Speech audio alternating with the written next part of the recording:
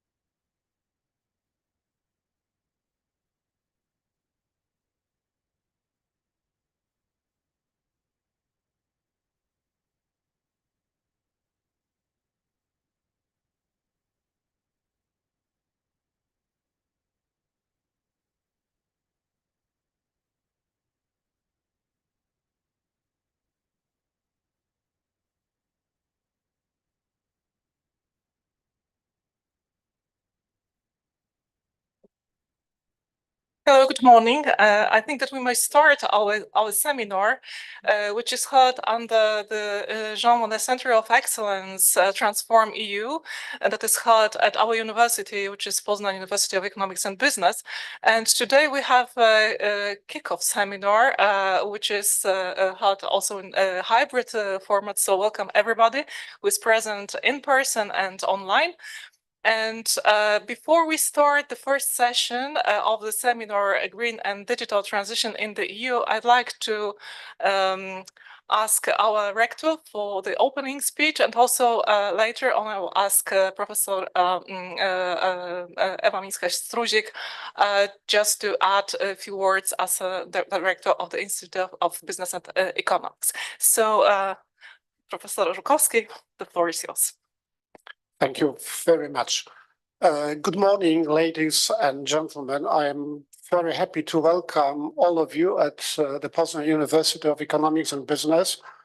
I am very happy and very proud that our university has once again demonstrated its commitment to and involvement in dealing with the most important issues we all, our countries, our societies are facing, and certainly the twin transitions, the green and digital transitions belong to the most important challenges. Dealing with such issues is obvious, should be obvious for every university, and certainly it is obvious for our university, the Poznan University of Economics and Business, which last year was awarded with a prestigious international certificate showing called BSIS, Business School Impact System, showing our deep and crucial impact on our society and on business. Our role, certainly a role of every university in dealing with such issues is, of course, related to our research, to our education, but also in offering a platform for discussions between researchers, policymakers, students, representatives of every institute, of many institutions. I'd like to thank the organizers. This is also a very good example of cooperation of people, researchers of different disciplines, in this case, two departments of our university, Department of European Studies and the Department of Information Technology. I'd like to thank both heads of the two departments. Welcome, and I wish you a very interesting seminar, very interesting discussions. Please feel very, very well at the Poznan University of Economics and Business, even if you are connected with us only online. Thank you very much. Thank you. And now I'd like to give the floor to Professor Ewa Mińska-Struzik. Thank you. Good morning, everybody. Good morning to those who are present in the room and to those who have joined remotely. It's a great pleasure for me to open the first seminar organized within the project Transform EU, of which we, as the faculty of the Institute of International Business and Economics, are very proud. First of all, let me express my deepest gratitude to the speakers who have accepted our invitation. The list of speakers is really impressive. And last but not least, thank you, the organizing team. I must honestly admit, as a director of the Institute, that I'm honored to have you on board. Without further ado, I wish you pleasant and fruitful discussions throughout the day. Please enjoy. Thank you. Thank you. I think that we'll enjoy. And now it's time to start the first session that will be chaired by Professor Krzysztof Walczak from our university. And we have two very interesting and distinguished speakers, and we will have two views from the more research and education perspective and business perspective. So I think that will be a nice discussion that we are going to have. So Krzysztof, now the floor is yours. Thank you very much. Good morning, ladies and gentlemen. Welcome to our first session of the seminar on green and digital transformation. Thank you very much for joining us today. My name is Krzysztof Walczak. I'm the head of the Department of Information Technology, and I have the privilege and the pleasure to chair the first session. We have an exciting program ahead. Two distinguished speakers have accepted our invitation. First, Professor Wojciech Celary, a renowned computer scientist, will speak about the impact of digital transformation and in particular artificial intelligence on the job market and the evolving role of education. Following him, Dr. Jakub Jasiczak, the CEO of the Poznan University of Economics and Business Knowledge Transfer Company, will discuss the integration of ESG, environmental, social and governance, in business practices and the role of academia in this transition. The presentations will be followed by question and answer sessions, providing you the opportunity to engage directly with the speakers and share your views or doubts or questions that you may have. I encourage you to actively participate in the discussion and the Q&A session. So let's proceed to the presentations of today's speakers. Let me introduce Professor Wojciech Celary.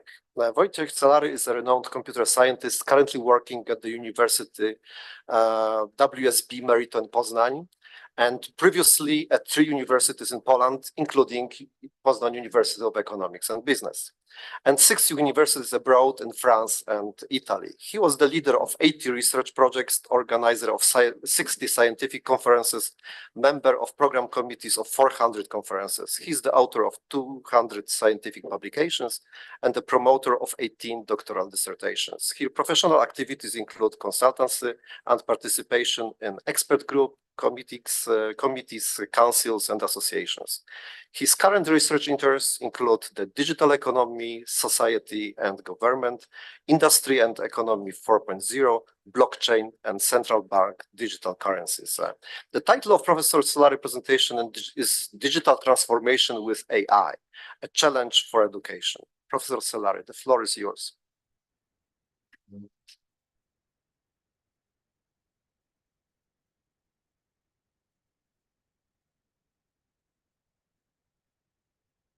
Thank you very much for your invitation.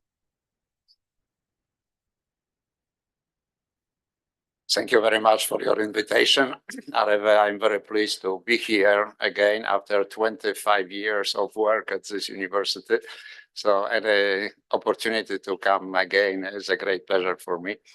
When I was invited, I was thinking, what should I say? Because digital transformation is a so broad topics that I cannot make even an overview for 15 minutes. So I decided to focus on 2 aspects which are very important. One is AI, which is a very hot topic and everybody is talking about it, and it is a grand challenge. But I like to focus on also for education, because in any transformation, the crucial point are people who are educated, who are able to make this transformation. So in any case, it is very important. So I like to start with clarification of 2 notions, which are close but not similar. First is digitization, which means application of information technologies to existing business models and improve them. Well, so we try to replace paper economy by digital economy, but without changing the major flow of information and business processes. And second is digital transformation, which is development of innovative business models through the exploitation of information technology advancement. So what we can conclude is that digital transformation is more about organization, management, and user experience than technology. And so it is a responsibility of universities like Poznań University of Economics and Business, because it is working on organization, management, and user experience. Well,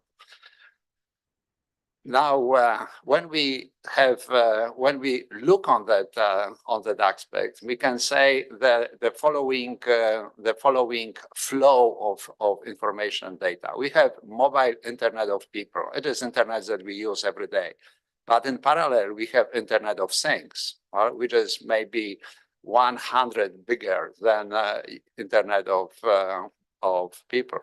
We have extended reality. Well, we have broadband cellular networks, 5G. Well, even in Poznań, we already have 5G. Well, and we have big data and clouds, and we have finally artificial intelligence. Well, and we have a feedback to people and things from process data. Well, so process data in partially by the use of artificial intelligence come back either directly to our smartphones and influence us directly, or to our environment via Internet of Things, or when we go to extended reality, which is very, very strongly influenced by these technologies. So we can see that these first 3 items are data sources. Next is data transmission.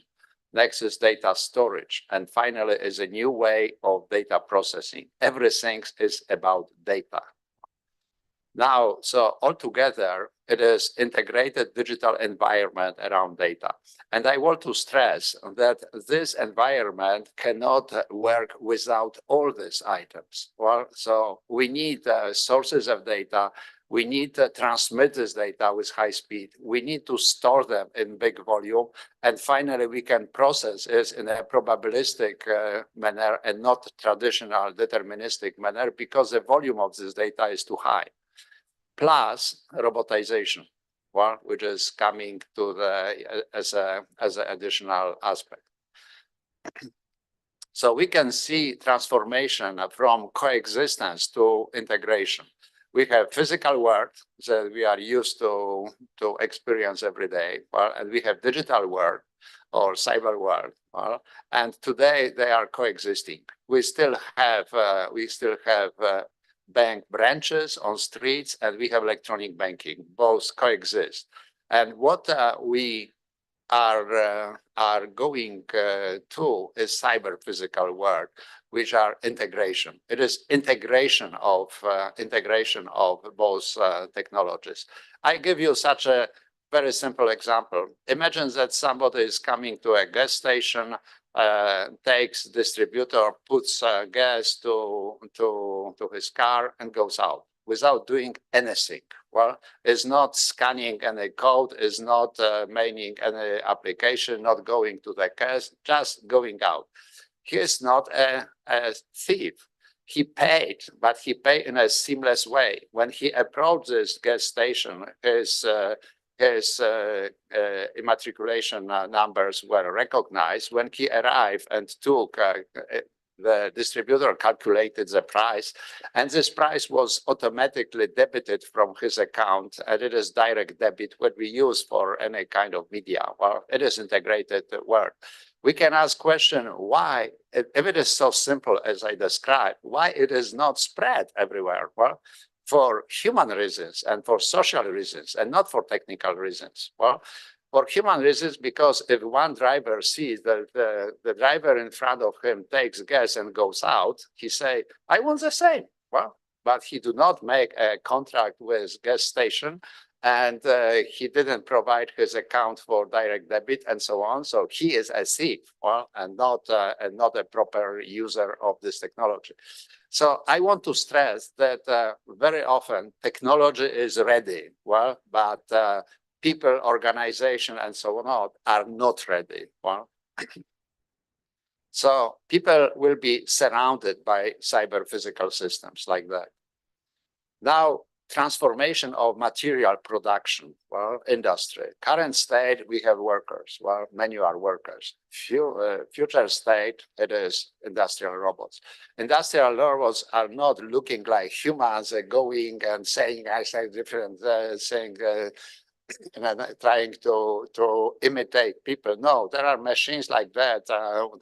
It is cooker robot. It can be 30 centimeters high and 4 meters high. Well, so we will see decreasing demand in the labor market in low-skilled production workers. Well, and we will see increasing demand in the labor market for highly skilled workers, engineers, operating and maintaining robots. Well, when I visited Volkswagen facility in Brzeźnia, near Poznań, they produce, Volkswagen in Wielkopolska region produce 750 cars per day, well, 750 cars per day. Well, and it is 85% robotized. Well, but on top of the very long building where these cars are assembled, there is a computer next to computer, and they are people who represent logistics,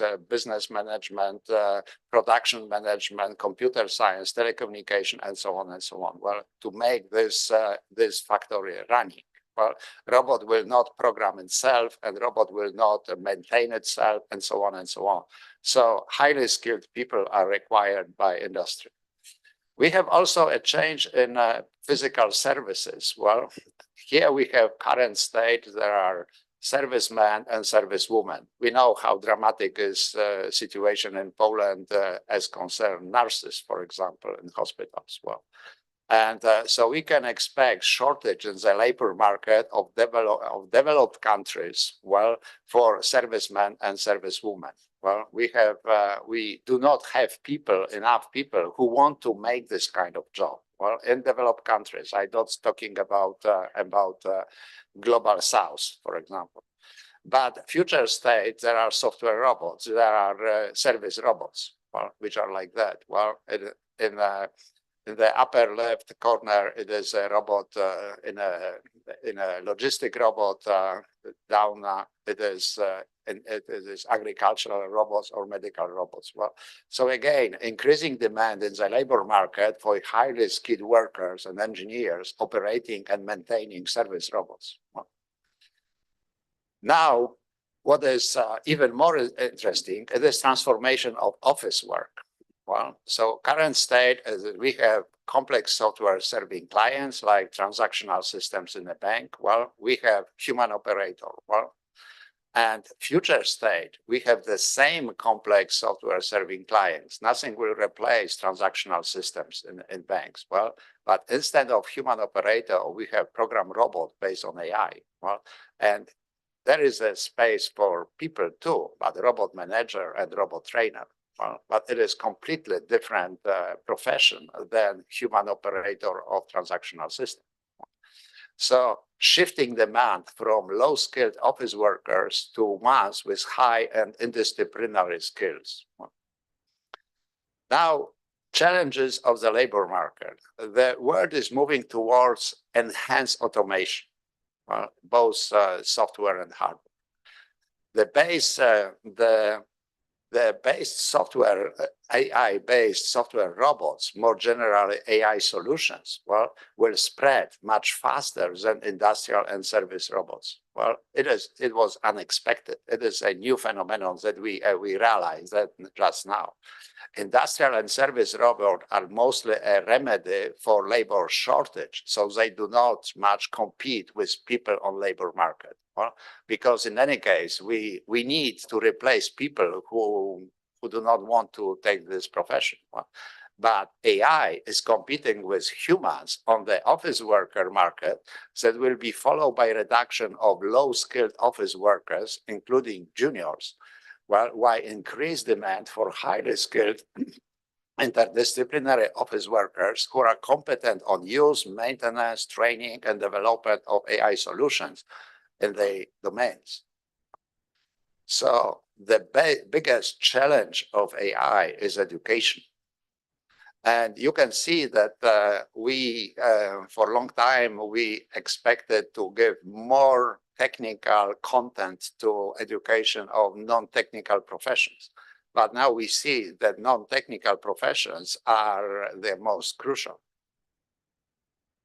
So we can expect broken natural career advancement. Well, we have universities like this one. Well, we have graduates which are a product of this university. Well,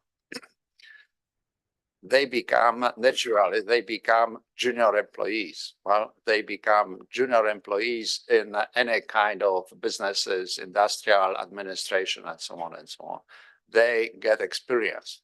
And finally, they increase in competencies, skills, and experience. Unfortunately, well, universities, even the best universities, cannot provide a young person with all experience, skills, and social relationships, methods, and so on and so on. It can be done practically in the lower level positions in business. Well, and finally, they become senior employees. Well, so they become those who are the biggest power and run businesses.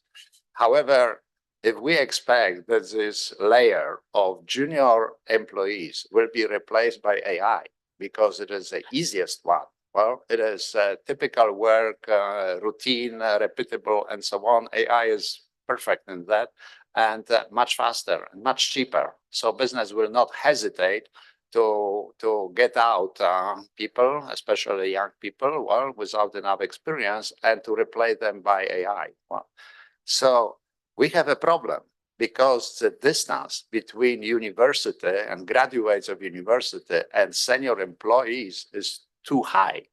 It's too high. Well, we are unable. I'm teaching 50 years. Well, and 2024, I have an anniversary of 50 years of being teacher. Well, I do not know how to teach a student to be a senior member. Well, so he finished university and becomes CEO of a bank. Well, I do not know that. So how to acquire competencies and skills and experience of senior employees if this layer of junior employees will be replaced by AI? So to conclude my presentation, I will send a problem instead of conclusions. Well, for a long time, we knew that manual jobs are under growing threat due to industrial robots. We knew it for a very long time. So we sought how to transform education to prepare more people to perform the office job, in particular knowledge work. This challenge concerns both students' education and workers' re-education, retraining. However, the rapid development of AI, in particular technologies like ChatGPT, makes it more likely that office jobs are at more risk than manual jobs, simply because application of software robots is cheaper than industrial and service robots. Thus, the question arises, what kind of work should schools and universities prepare their students for? And I will leave you with this question, and I hope that you will contribute to this problem during the discussion session. Thank you very much.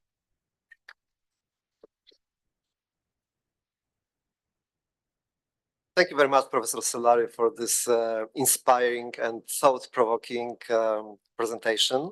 Our session is planned in such a way that we have two presentations, which will be followed by question and answer session later. But if there are any urgent comments or questions that you would like to pose now, we can do so. If not, let us proceed to the second presentation of our today's session. And then our next speaker is Dr. Jakub Jasicak. Dr. Jasicak, since 2014, has been the CEO of the Poznań University of Economics and Business Knowledge Transfer Company, with a portfolio of over 350 projects performed for companies. From 2021, he's also chairing the Polish Association of University Knowledge Transfer Companies, which is a forum for cooperation between tech transfer companies of 33 Polish universities. He will talk about the broader experience of the network in the field of science-business cooperation. The title of the presentation is Deep ESG and the Green Revolution. Do companies want it, and can academia help? Jakub, the floor is yours. Thank you very much. Thank you for having me here. So you do know the question from the title. The answer is no, not yet, and not yet. Thank you. And it will be basically about this. So I would like to start with managing expectations, because I am not an ESG researcher. So I will not provide you with some qualitative research and data about what is the attitude of companies towards ESG or scientists. My job is to convince companies to ambitious R&D projects or not, if I fail. So I was wondering, I mean, inviting me here, what can I give you? What will be the cognitive value for you having me here? So I think the answer is, I will give you this battlefield perspective. And of course, I will be exaggerating in some points about our conclusions and the way we see the market, how it behaves. I mean, market, companies and universities, but I will do so for a specific purpose. And this purpose is real change, because we would like to make this change and it is needed. So if we look at this title of my presentation, why didn't I use just an ESG acronym, and why didn't I write about green transformation? And instead I write Deep ESG and Green Revolution, because from my perspective, these classical names, they have lost their meaning and they become slogans now. In my opinion and in my university knowledge transfer companies, when we talk and discuss those issues, climate situation forces us for decisive actions, and we really need to consider ESG and green revolution seriously. So let's move forward.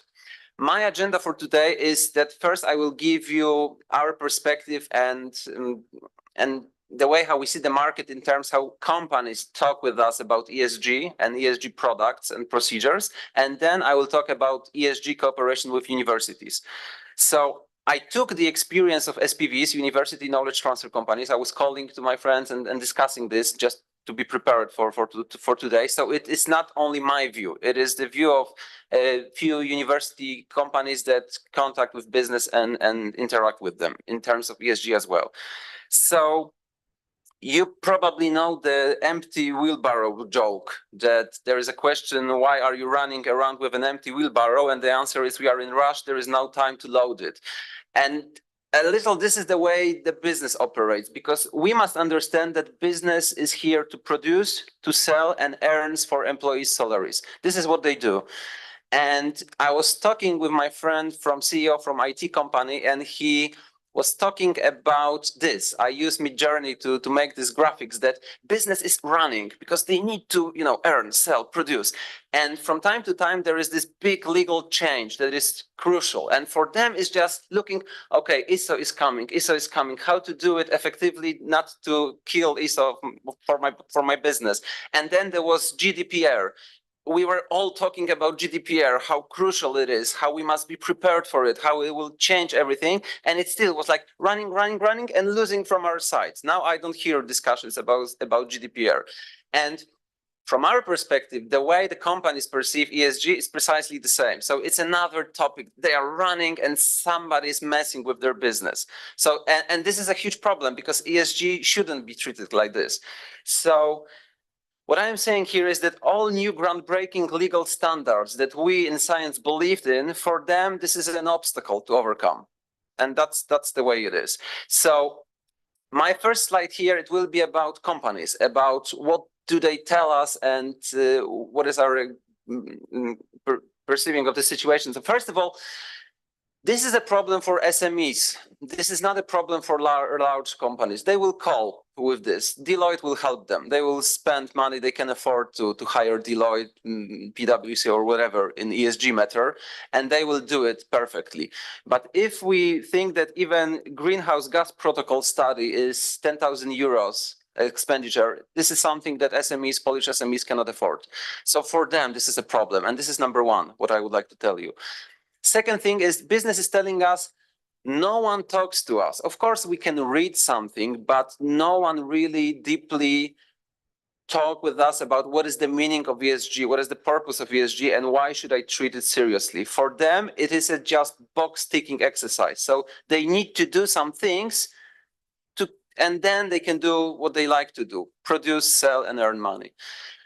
For business, for companies in Poland, SMEs, and as I said, I am exaggerating a little. Of course, there are big, good examples of companies, they treat ESG as a chance, but for many companies, the main motivation is legal compulsion, not benefits. They do not treat ESG requirements as a future benefits in terms of their market strength, of their market position, or advantage over competitors. The third thing is that for many companies, the game is about to meet requirements at minimal cost and continue doing our thing. This is what they are telling us. Let's make it in a smart way and get over it. Then what we see is that companies do not operate and discuss in value chains. What does that mean? That, for example, imagine that you have a network of restaurants. They do not cooperate with waste management company to understand deeply why it is important for them to separate, for example, garbage, and what is then the process of the garbage they produce. And there are good associations that try to gather companies in those values change and try to explain what is the ESG outcome here and what is the gain and what can be the cooperation. But there are like points on the Polish map of good associations bringing ESG companies together and trying to do some meaningful job. Now, for many companies, when we talk about R&D projects and taking money from EU, it is still about gaining something on the side. So, okay, I will do this ESG stuff, but I would like to build a new production hall, or I would like to buy some new machines. So if ESG will help me with this, I'm fine. I can say whatever and write whatever they like me to do, but if it's about new machines, I will do it. Number 7, companies, because I ask universities, SPVs, and I ask how many companies approach you and said, we have a problem. Do you have ESG solution for us? So basically, companies do not look for ESG solutions in the academic world. That's the situation for now. We are not providers for them. Even if we have technologies, we do not for now, but even if they are not asking us about this. And this is like SME's perspective, but when we talk about big companies, one global giant told us a month ago, because it was about grid electrification, like the changing the company. It was about batteries and being off grid for the company. And they told us, well, we are not interested in revolution. We can afford to pay fines. And that was the reply. Okay. And then we approached, it is the example from half a year ago, to a big bank, international bank. And we told them, guys, we can prepare you a package of ESG solutions from science. We can ask your clients, what do they think? Not about the general broad idea of ESG, but what do they think about those particular projects solving problems from universities, from Polish universities? Can you spend some money, it was like 10K euro, to do this research, to ask your clients, and they can reply, in the thinking about this. Do I need it? Am I afraid of this solution? What do I need to be encouraged and do this with science? And the decision of the company, of the bank, was no, we cannot afford it.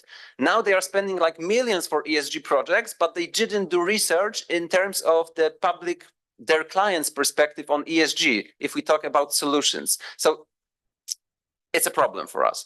So let's move to universities. What is the situation in our view and experience about universities and ESG? So if you look at the map, there is a good ESG training offer. Many academic centers in, for example, Poznań, Gdańsk, Toruń, Wrocław, they create ESG educational offer, and there is demand for it, and good, we do so, because it is important to do some postgraduate activities, studies, whatever, just to educate the market.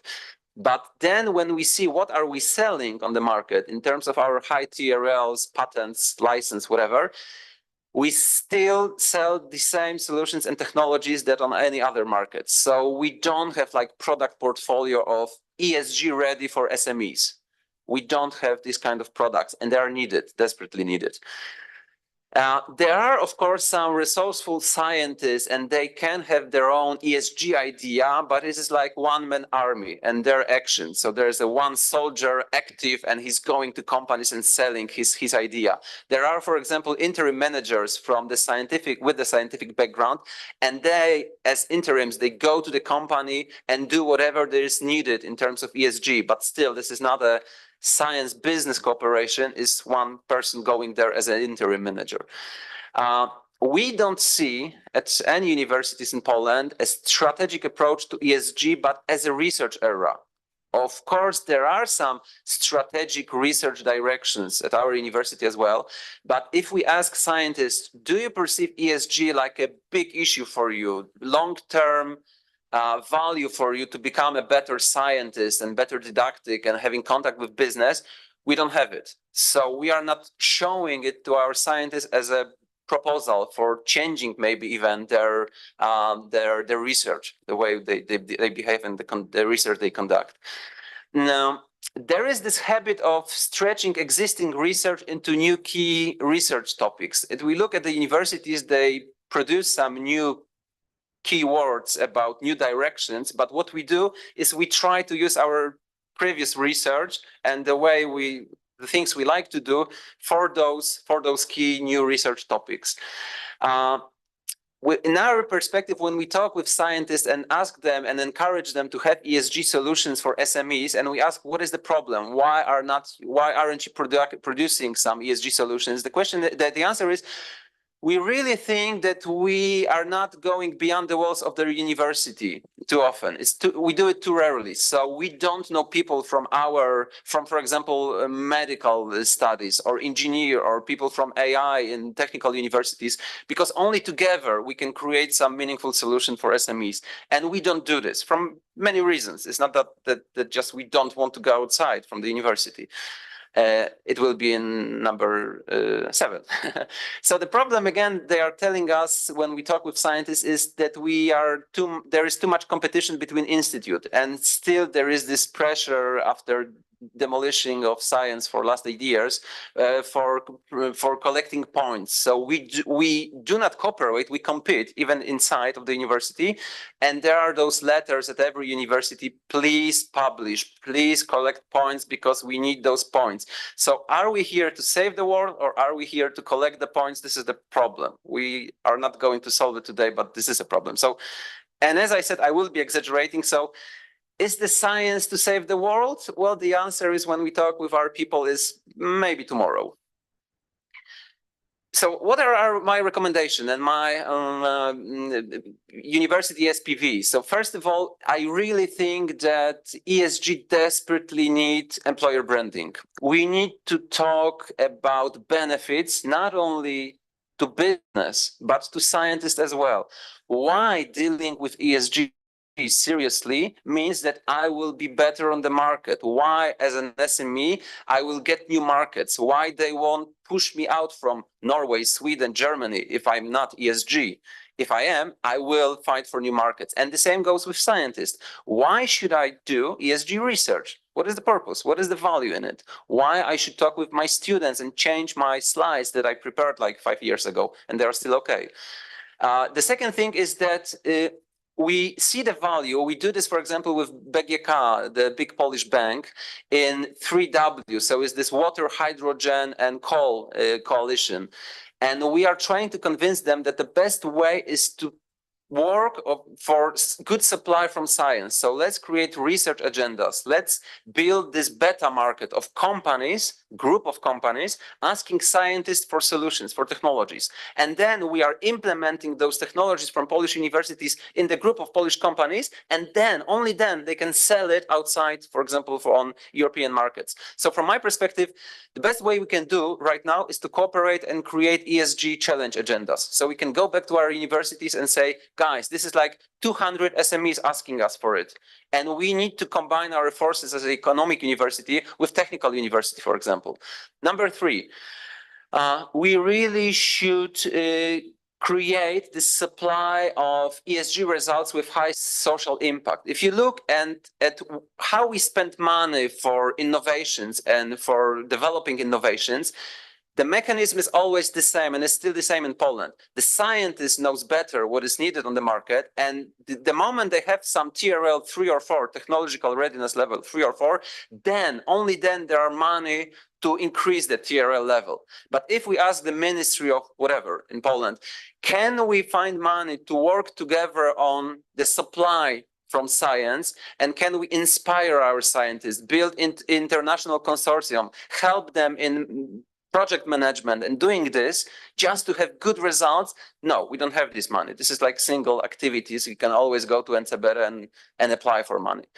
And the last thing, and I'm using this chance that some people from EC are listening and will be listening, I really think that there should be like directional support to the best in Europe science to business networking organizations, because there are some in European countries that can work with scientists and business to inspire, to give new directions, and to work together to have this meaningful supply from science.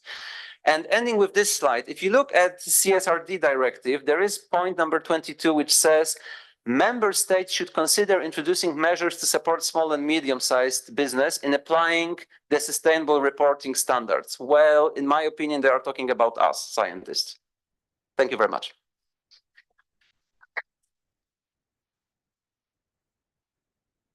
Thank you very much, Dr. Jasicek, for this interesting presentation. We have now time for questions and answers, and I would like to open the discussion. And maybe I can start first when you are thinking about your questions and comments. Because our session has clearly an interdisciplinary character, we had two presentations looking at the problem from two different perspectives. But the goal of the session, one of the goals of the sessions, is to look for complementarities and for similarities and maybe common approaches to the problem. So my first question will be to Jakub, following his presentation. Can AI be answer to the problems? In your third slide, you have used graphics generated by artificial intelligence, which is, I think, the sign of the times. So, and the graphics was presenting businesses running towards their goals and not having really time for important things. So maybe instead of asking net services companies like Deloitte and others to perform such operations, maybe AI can help with this, or maybe in the opposite, maybe AI can do running the business while people focus on the important ethical, environmental, social, governmental problems. I like this. I like this question. I mean, first of all, I really use AI a lot, and maybe Professor will agree with me, because I really think that AI will not take us our job. People that are using AI will take us our job. So this is the case.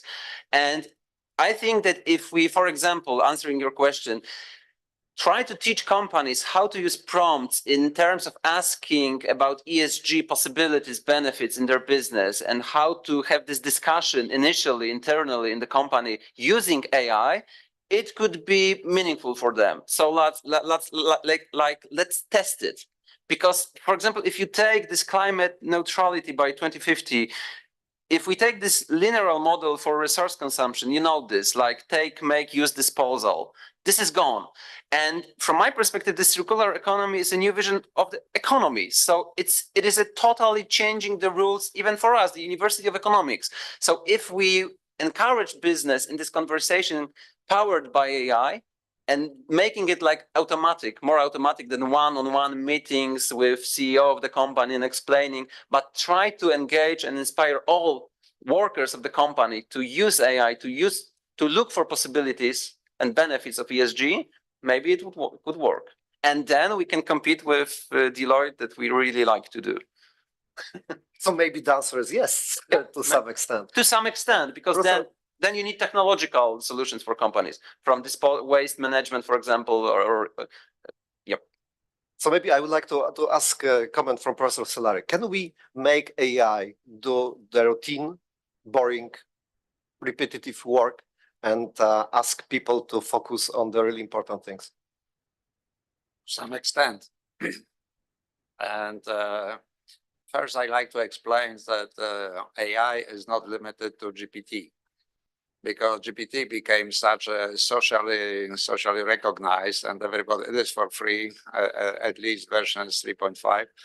And everybody can use it, and we all are amazed with the possibilities of GPT, but it is not the whole artificial intelligence. So we have to distinguish in between artificial intelligence, even if we reduce it only to machine learning, well, which have special models to solve specific problems. Well, and we are prepared for very particular applications. And one of such a very, very highly cited example is forecasting of flu dispersion in a country during epidemic of flu, made by Google. And so Google tested 400 millions of models to find finally a solution that was satisfactory. And it was not technology like GPT. So GPT is a universal solution, it's a universal tool, because it is working on language. Well, so GPT, the main aim of GPT is to find the next word in the sentence with the highest probability based on big data which are given it to its disposal. Well, And GPT 3.5 take into account about 3,000 words, which are contextually related with this next word. And GPT-4 takes 30,000 words. To that, it is why GPT-4 is much better to that. So technologies like GPT can be used for ESG or any other business problem that we can imagine. There is no limit for that. You can prompt GPT with any kind of question and receive an answer. The question is, what is the quality of this answer? And if we ask questions which are general, usually GPT responds correctly. If you ask questions which are particular, well, GPT hallucinates. So give you with a complete self attention, will give you a wrong answer, which is totally wrong. Why? Simply because there is very low probability, well, to find the right question. And taking into account, you have to remember that it is probabilistic approach.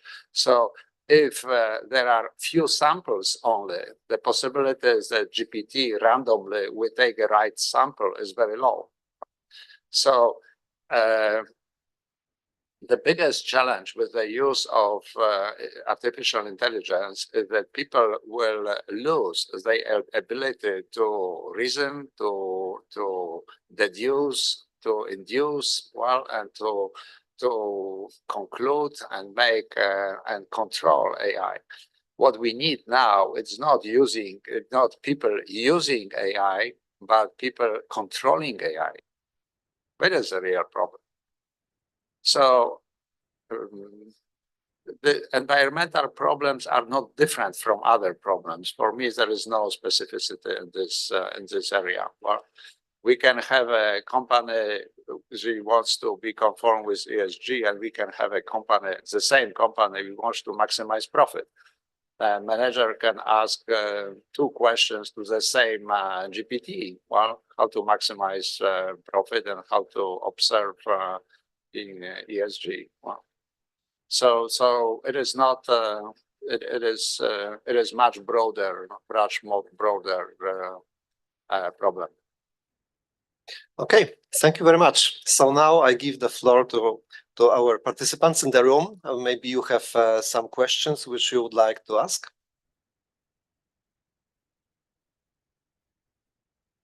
Please.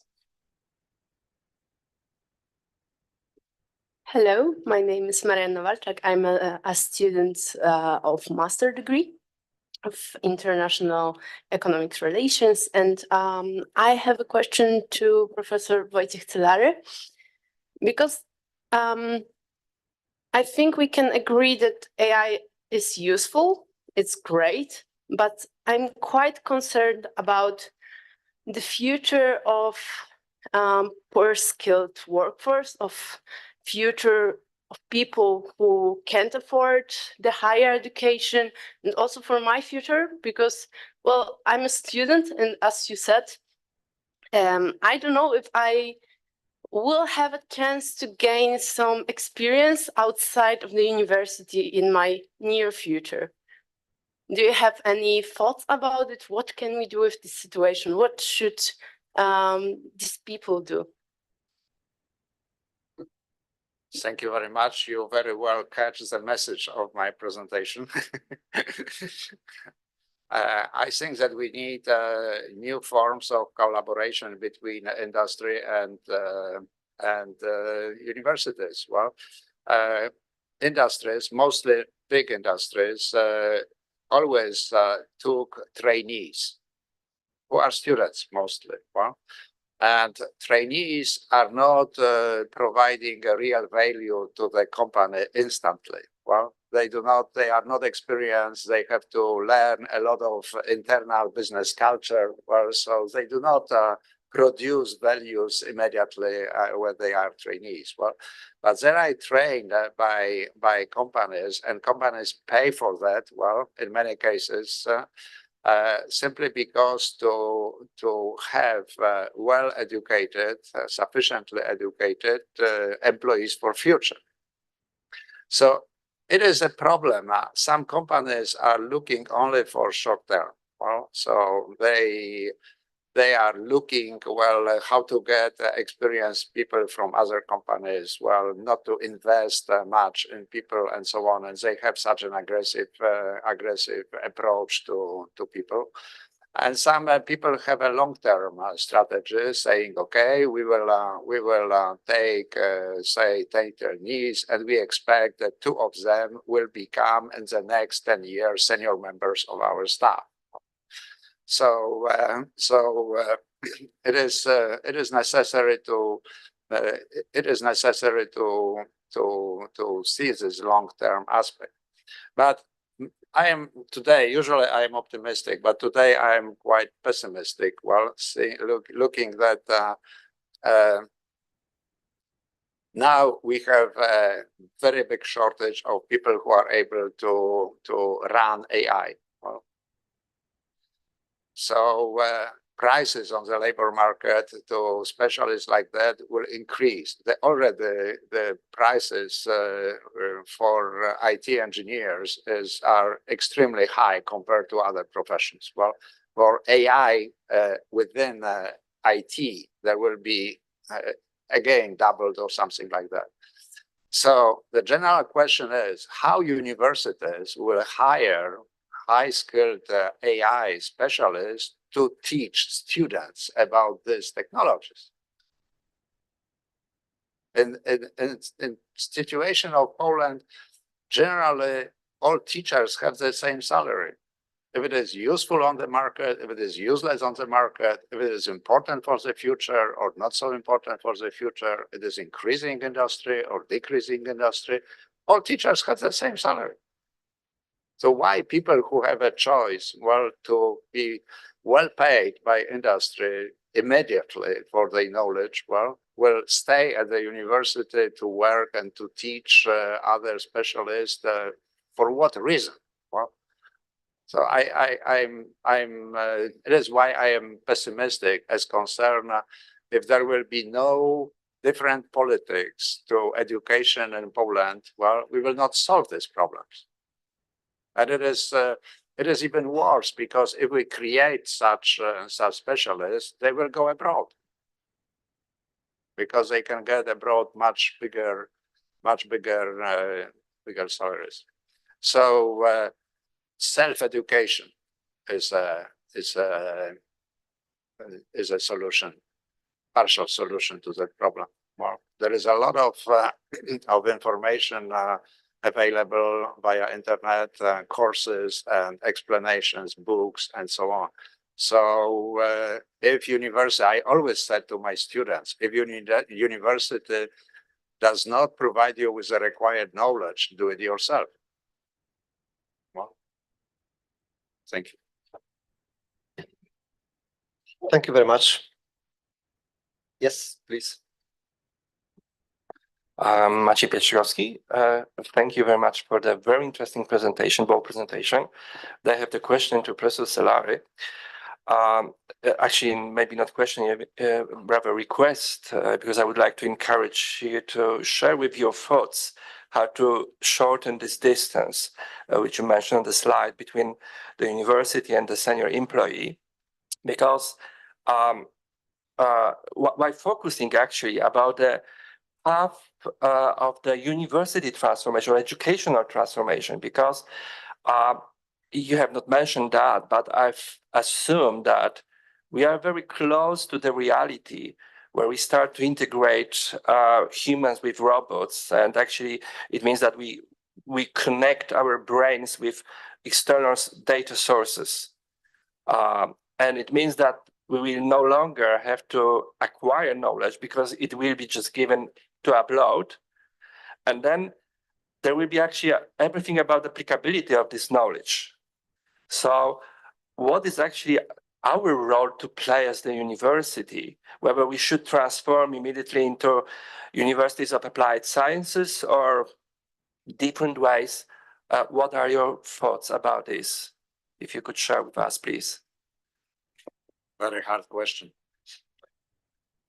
And we have also to have to look on the problem of retraining people who will lose job because of increase of efficiency due to artificial intelligence. Well, so first, I think universities should not focus on young people only. So universities, this model of teaching that we get a student who is 19 years old and he is studying for 5 years. Well, if he is working, he or she is working during that time. So it is if he acquire new knowledge, well, and improves his experience and skills, that's fine. But he is selling hamburgers, well, for money. It is hopeless, well, because it is the best period of life of everybody, and they should learn as much as possible and not to sell hamburgers. Well, I understand that some people are forced to do it because they have to survive. Well, and but it is not a good model, in my opinion. So we have to extend education, lifelong learning. Well, it is what I think is a must. Well, so we have to retrain, train, retrain, and so on. If we mix that, for example, in the student group, people who are experienced and unexperienced, well, young people just after high school, well, and people who work for 10 years in industry, well, and now they come back to learn again new things like artificial intelligence and so on. There can be social relationships between those people. There will be exchange of knowledge. There will be exchange of experience and so on. And we have a model when we have here are young students and here are postgraduate studies, and they are, say, experienced people, and they do not meet or even on a corridor. So it is necessary to find a solution where young people can acquire this non-tacit knowledge. Well, not they should learn even by themselves, well, the tacit knowledge, which is written in books and courses and so on and so on. But they need social relationships with people to learn and acquire non-tacit knowledge. Well, and the university should be such a facility which helps to acquire this kind of knowledge. Well, so for example, you can think about mixing young and experienced people in the same group. Why not? Maciej, I will add something to your question, because right now we just write a proposal for scale-upping the careers of Ukrainians that came to Poland. Because from our perspective, when we see these guys, many times they are more clever than we are, and they are doing basic jobs for like 2,000, 3,000, 4,000 zloty, and we see the potential there that they can be startuppers and develop companies in our Vividship, and then when they come back to Ukraine, they will have business connections with our Vividship and our community and business. And why am I saying this? Because if we talk about maximizing potential of people and not doing simple jobs, I can imagine the coalition of 5 public economic universities in Poland and the potential scale-up project powered by AI. Then we can take like profession after profession in short forms, not postgraduate studies, but help professions scaling up using AI. I can see this project, but joining forces. The same goes when we think about business models. Whenever the company is asking us, okay, you are saying I am polluting the world because my business model is in value. The more I sell, the more money will I gain.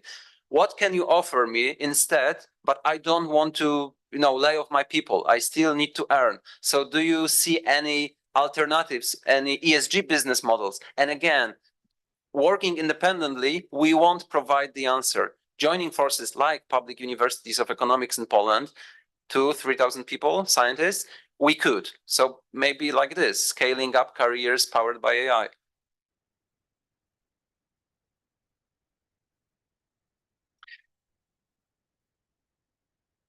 Please, there's the next question. Thank you. I have a question to Professor Celary. You have just said that social relations are crucial for mutual learning, for young people to have a chance to learn from the older generation and the other way around. But the question is how to do this, how to intensify social relationships in the digital era, in the era when people, especially young people, prefer social media instead of face-to-face meetings. Well, if they prefer social media, provide them with social media.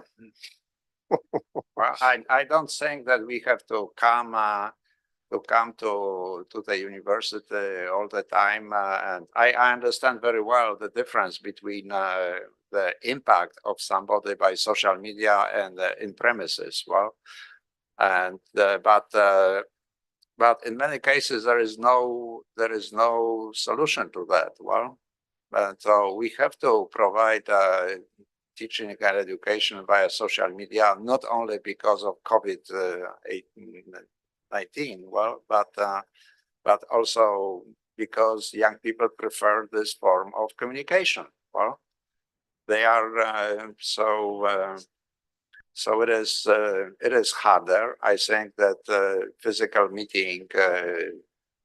We as human beings are not born for social media, but we are born for physical contacts. Well, but we have to find a hybrid solutions. Well, and not to say either one or another. I have currently 615 students on my courses in this semester. Well, and 70 of them are in premises and 545 are remote. If I say they have to come to the premises of the university, first, my university has no such premises, well, and second, those people are spread over the whole Poland, they are unable to come.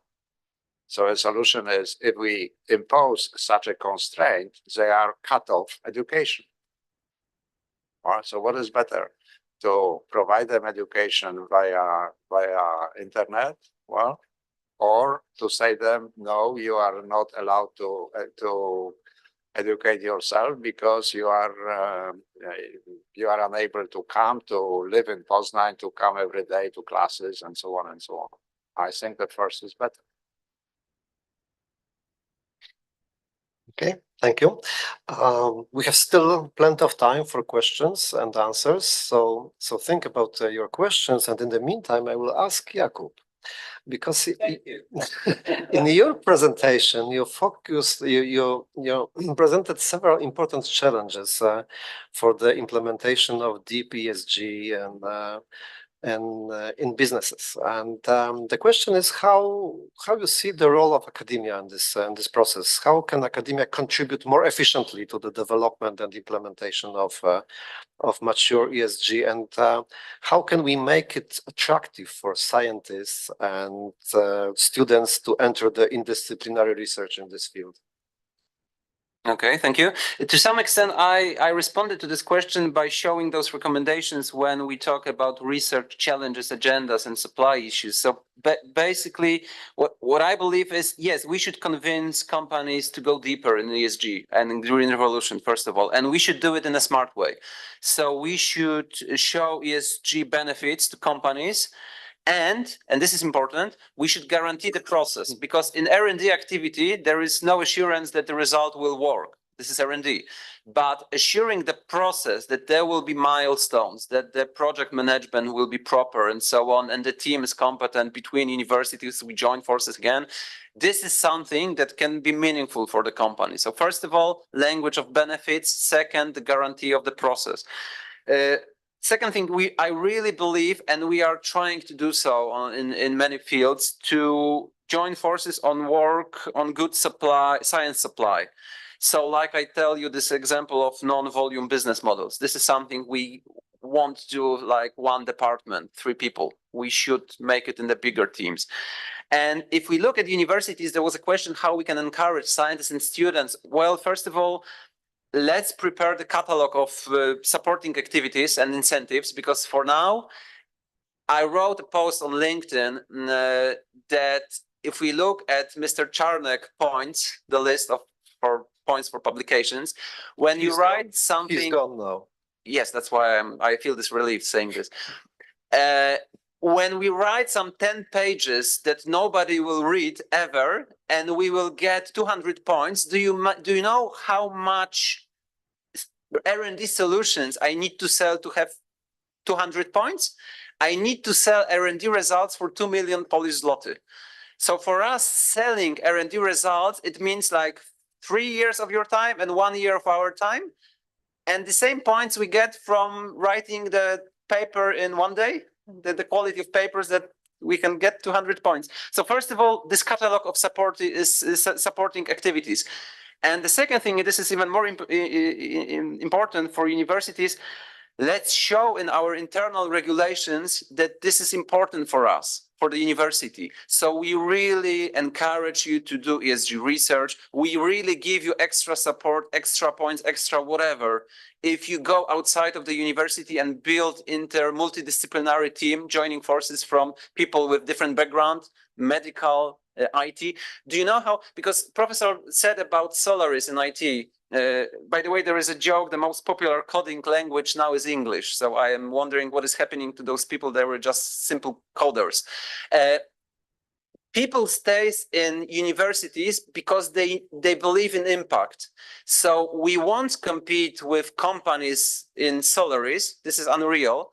But for many people in business, they tell me when we have meetings, they tell me, and they earn 10 times the money I do. And they tell me, wow, we really like what you do. We feel burned in our institutions. We don't believe in what we do because it's like some part of job without purpose. We don't see how meaningful it is.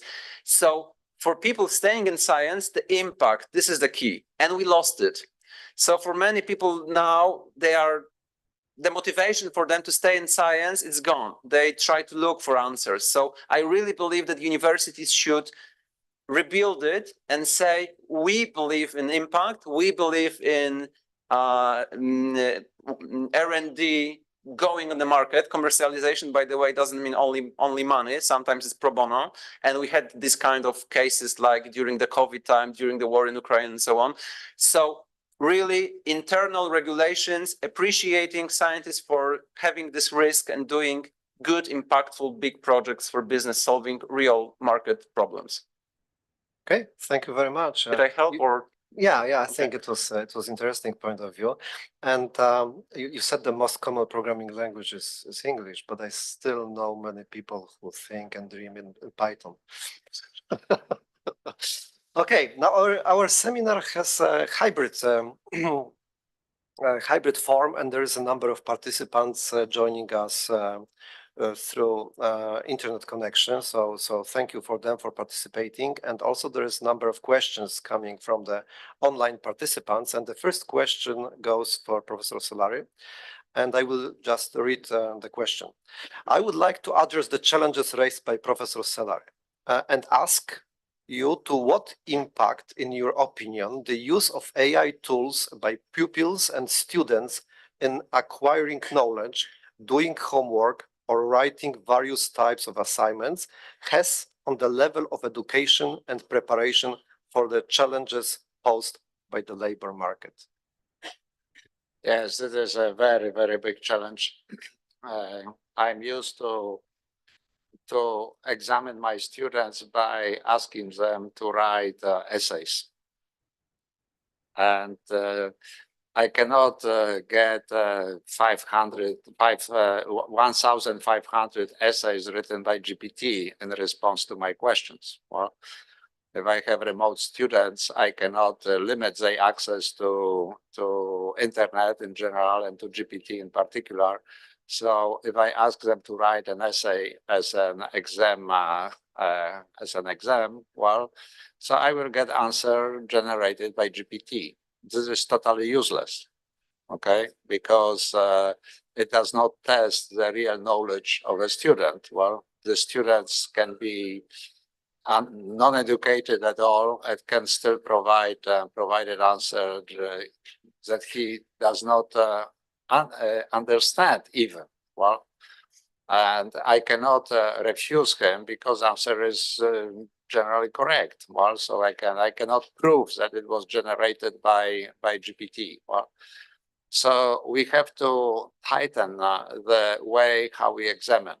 In my opinion, exams should be in controlled premises. Well, so students should come to laboratories. I do not want to read 1,500 essays handwritten because it is today's students are not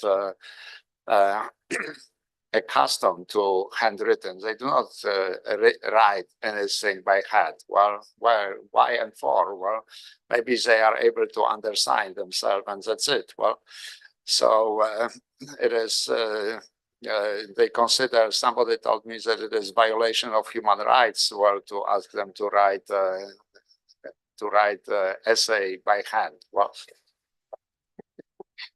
but we still have to produce knowledgeable people from the university. Graduated from the university must be knowledgeable. Otherwise, the reason to be a university is false. Well, so it is a very, very big problem how to test if students are using the GPT to learn. Okay with me. Well, no problem. On the contrary, that's fine. Well, but I like to check what they learned.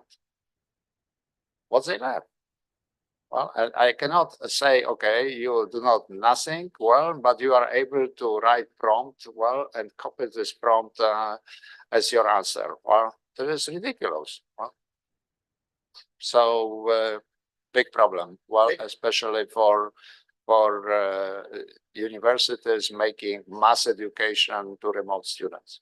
Thank you. I see that Yeah, I would wanted like to add something. Yeah, just to add one thing, because in SPVs, we do projects with students when they create innovations for companies, and they can do it during the semester or during the 3 months time outside of their studies. And always, and I mean always, they deliver perfect solutions for the companies. It can be a concept, it can be a prototype. So whenever I hear this kind of question and discussion, what I think is, why written exams still? Why students cannot solve real problems and getting extra points if they use AI, but solving problems. And for example, right now we are working on a new strategy of Academic Poznań.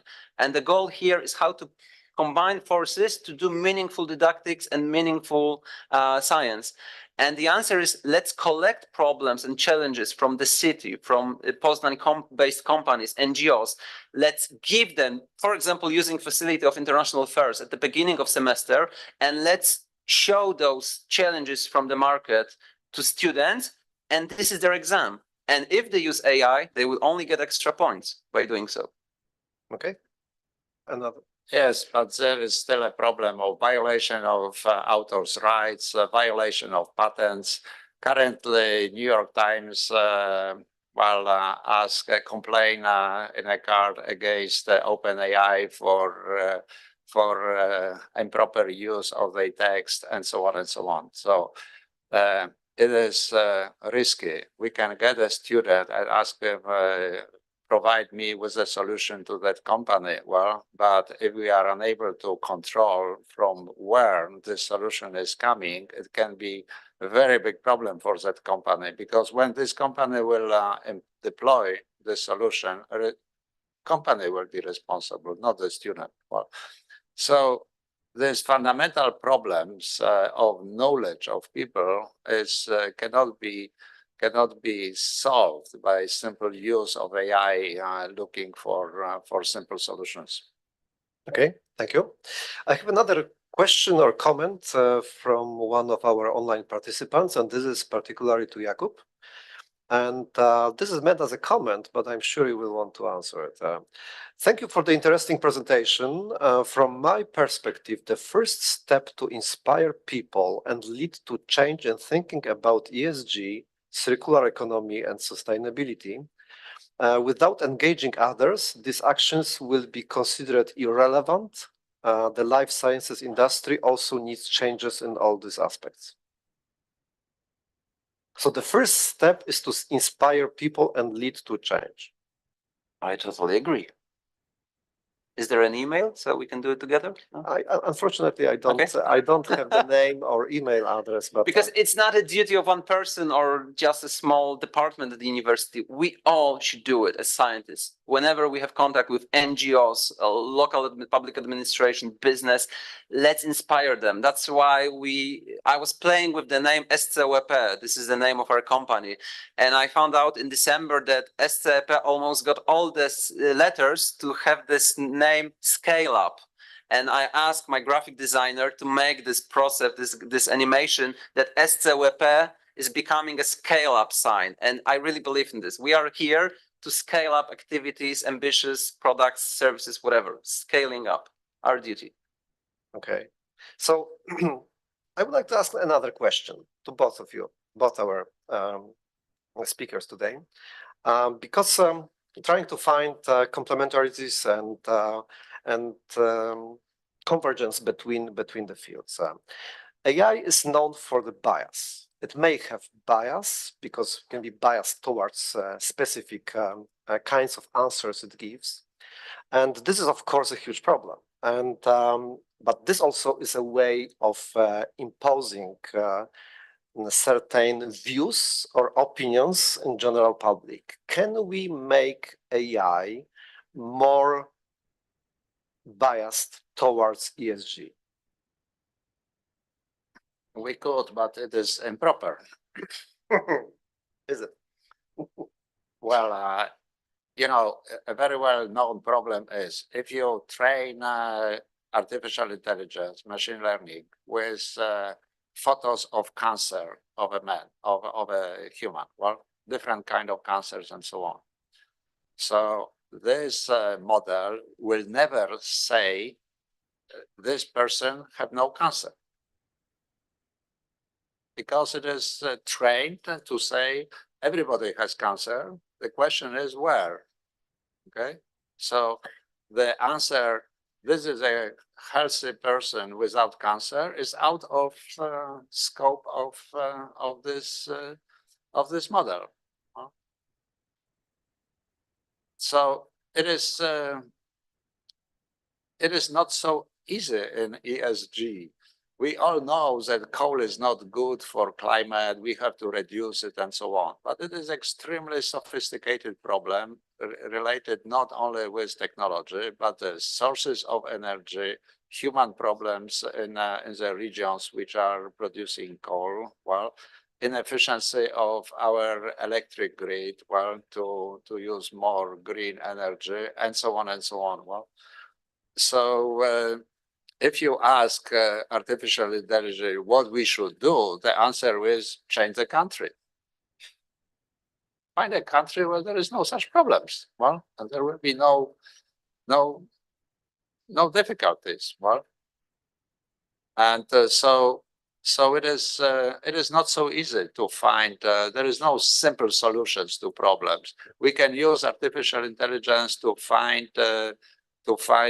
some. There are two ways to use artificial intelligence generally. Well, one is when we train with data which are marked by humans, well, to say this is duck, this is cat, this is dog, and so on, and then give a new question, well, a new prompt to the artificial intelligence, say recognize this. Well, what is this? Well. And the second is we do not train artificial intelligence, but we look for similarities in between data. And we find such a cluster of data, and then humans say, look on this data and say, okay, this data are with very high probability a dog, and this data is with high probability of something, and so on and so on. So we are able to find similarities. If we had data from all the SMEs in Poland, well, we could find similarities in between these SMEs. And we can inspire other SMEs to do something similar. But we do not have data from all SMEs.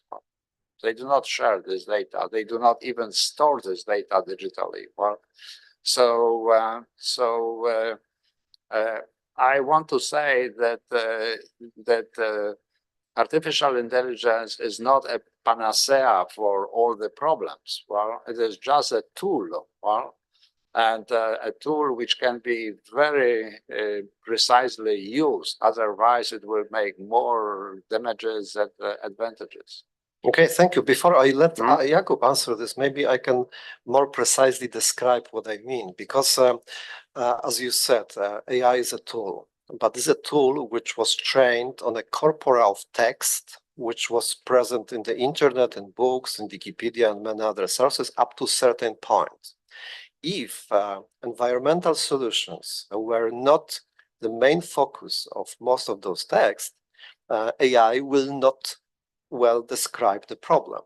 So, as we all know, looking at examples of OpenAI, for example, or Google, training from text on the internet is the first part, and then there is a second part which is human-driven, which is adjusting the answers. And there were thousands of people working in Africa and Asia on this problem. So, can we feed artificial intelligence with more good information about environmental problems and ESG in general to make it better aware and better answering to those problems? And now I let Jakub answer this. Not fair. I wanted to respond to previous question because I had my vision for this. Because I agree, but this is the same question. It's just okay, so differently Professor phrased. will add to it. So, because I believe I have an idea how to use it as a precise tool.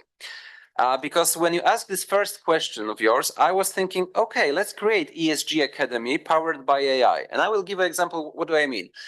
There are now international fairs, Polagra and Budma. And international fairs gave us the 100 square meters to prepare a scene for science and startups. And there will be 15 universities coming to the scene in 3 days. And we will there work with companies. And we encourage companies attending those fairs, Polagra and Budma, just to come, even if they don't have idea, problem, whatever, or there are no scientific solutions that are interesting for them. But even if they like to just come, sit and be inspired and have this conversation, what can science do for them?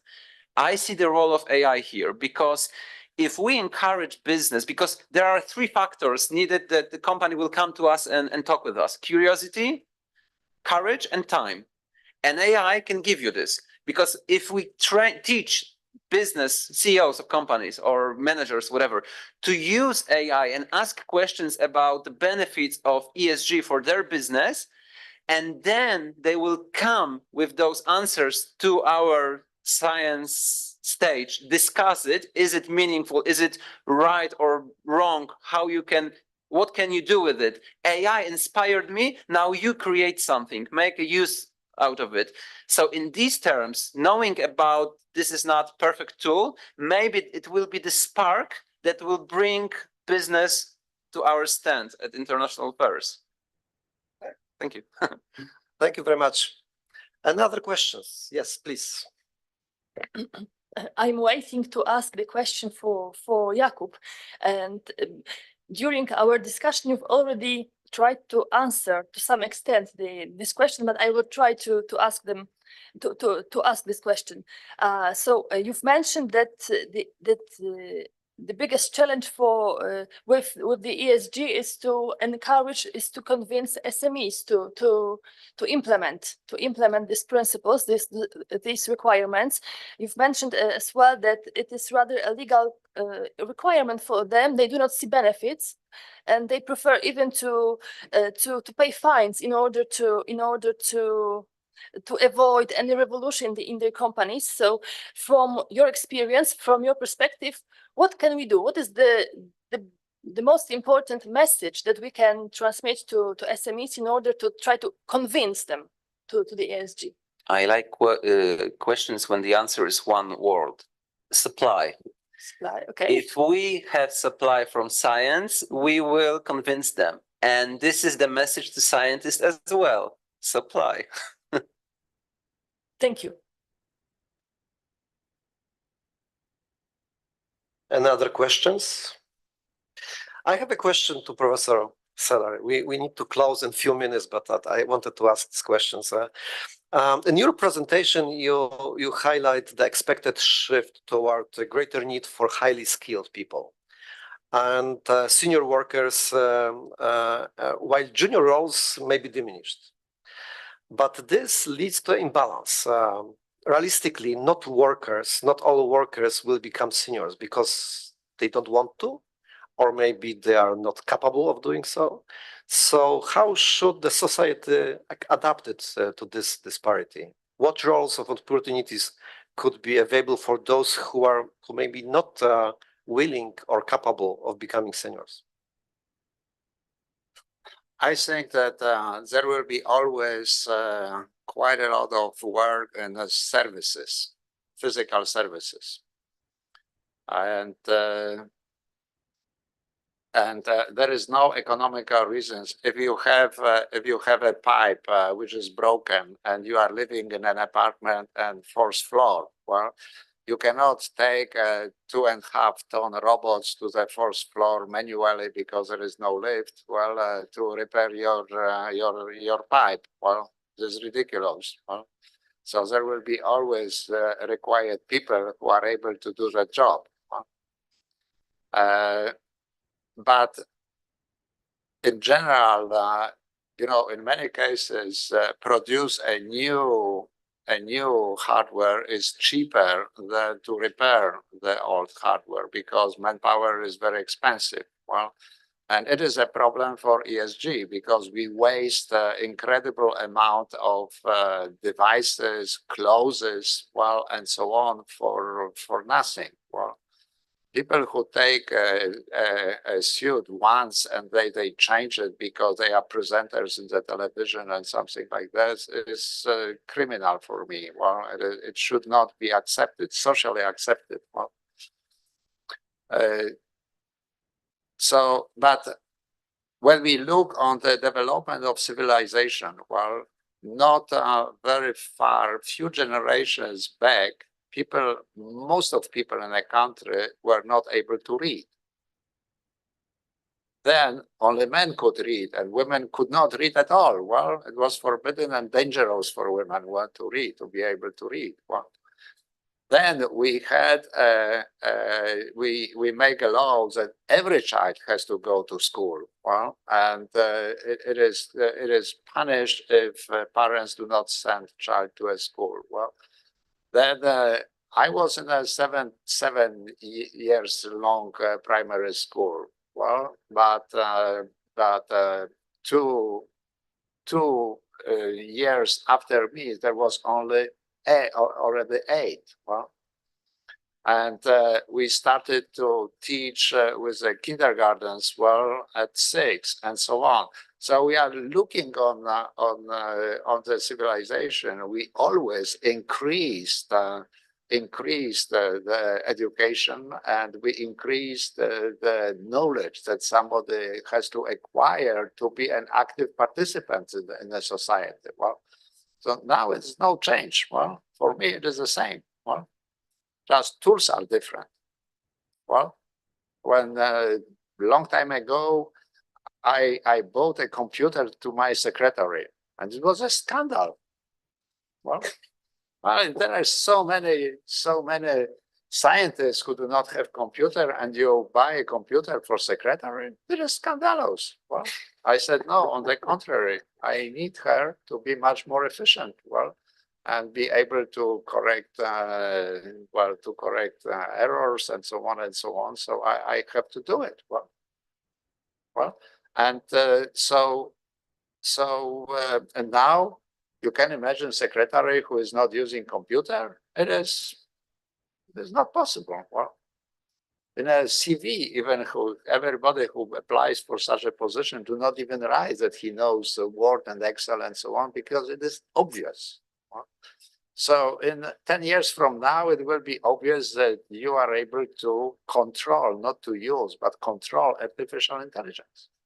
But it will happen if we at university, which teach our students how to do it, well, and not just to permit them to make exams instead of humans by artificial intelligence like GPT. So we should think about it. People from academia have to think about it in a very serious manner because we are responsible for knowledge. Okay, thank you very much. I would like to thank now both of our speakers for their presentations and for patiently answering all of the questions which we had to them. Let's give them a big hand. And now is the time for 15 minutes break, after which we come back for the session number 2. Thank you very much.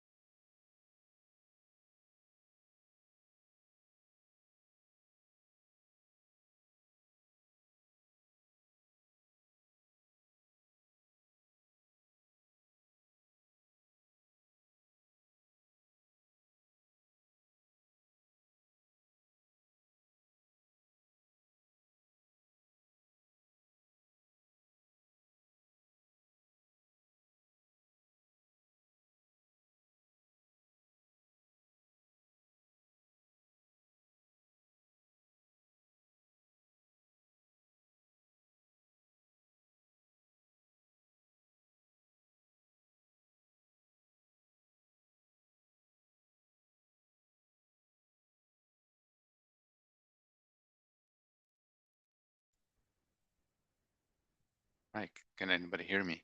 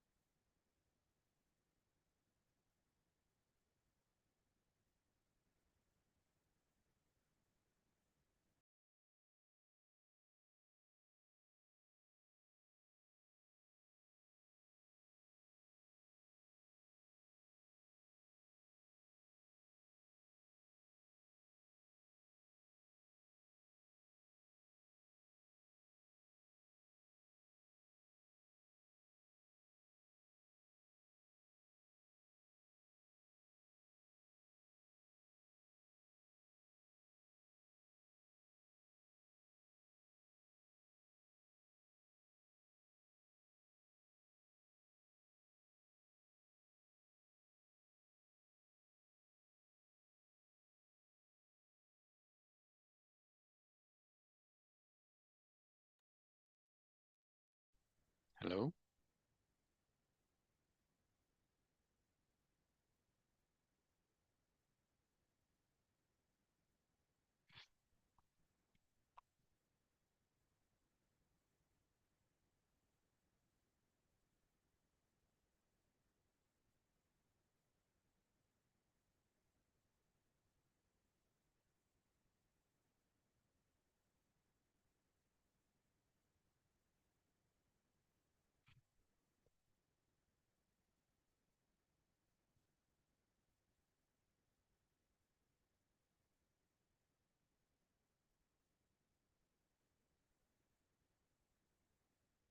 Hi there.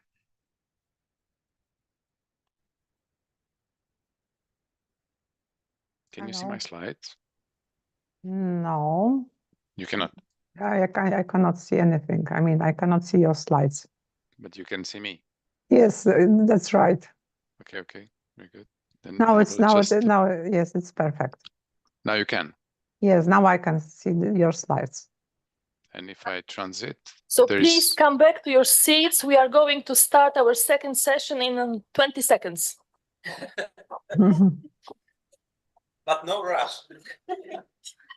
10 seconds. So still 8 seconds, right? Okay, so uh,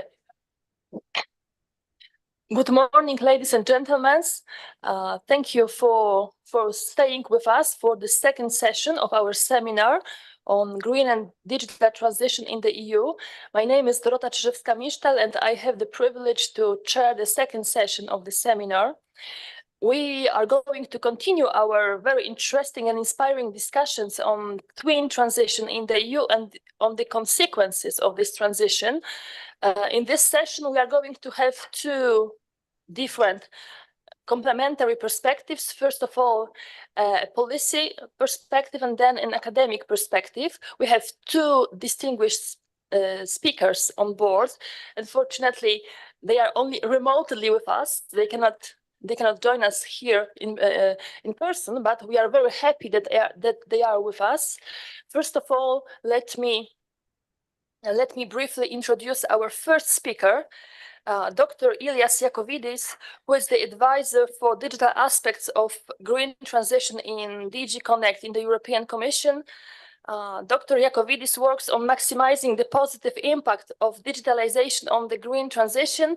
He initiated the European Green Deal Coalition, whose members have committed to work on science-based methods to estimate the net environmental impact of digital solutions and on guidelines for green digital transformation in different sectors: energy, transport, construction, agriculture, etc. He also manages the European Parliament pilot project that supports the work of the EGDC. Mr. Iacovidis, the floor is yours. well, thank you, Dzień dobry, and thank you for invitation. I want to congratulate the previous two speakers, Wojciech and Jakub. It was really good discussion, so I followed, and I completely changed my presentation based on that discussion and the questions from the audience. So allow me, I don't know, I hope you see the slides. Is Yes, it okay? we can see the slides, yes. Right. So allow me to kind of come back to some of the basics, because there was a question, is ESG kind of a biased view of the world or not for the AI, for example? And let's come and define a little bit the terms, because they have been misused a little bit lately. So the sustainability, first of all, has 3 dimensions, and economic and social are the ones that digital was using in the past. Environmental is completely new to the digital world, but those 3 dimensions coexist. So if you really want to optimize AI with sustainability, you would actually not only look and say, okay, you have to care only about environmental issues. If you make AIs kind of focus on sustainability, it would have to optimize against those 3 dimensions. And there is no science. So the first lesson I want to leave with you is that there is no scientist, no university, no organization that knows how to optimize in this 3-dimensional world. The world has been siloed and has been chopped into pieces so that a ministry is looking at one of the 3 at most. And even not one of the 3, is a piece of one of the 3. So you have the Ministry of Economy, you have the Ministry of Environment, you have the Ministry of Employment, you have Ministry of Social Care, Healthcare. They all are fine-tuned to focus on that. And it propagates even higher than that. I mean, to the politics. I mean, there are political parties that keep one of those dimensions as their non-negotiable part. You know, is that you can see even their colors on the slides represent political parties. And if you go down to the universities, we are so super specialized that we study economics and we fine-tune everything with respect to economy or fine-tune things with respect to social or environmental issues. So there is a lack of this coherent synthetic view. So what is the role of digitalization in this? We could say, what is the role, what is digital doing? Well, traditionally, digitalization, even before the AI, so I will talk about ICT, but AI is now the dominant force. But it's not only about AI, it's about high-performance computing, about 5G, it's about Internet of Things, connectivity, edge nodes, cloud, data centers, all that together. What is the impact? And you see that for the last 30 years, IT cared about one thing only, economy. I mean, you put IT to be efficient, you put IT to make more money, you put IT to, improve efficiency gains. What we have realized, and it's already a decade, that, oops, it has a social impact. Inequality, access to care, not everybody has the internet. And if you put e-government online, oops, not everybody can actually work with it. So skills, I mean, how do we make people to understand and use ICT? So all the discussions we have now with AI have been repeated for different type of technologies for the last 20, 30 years.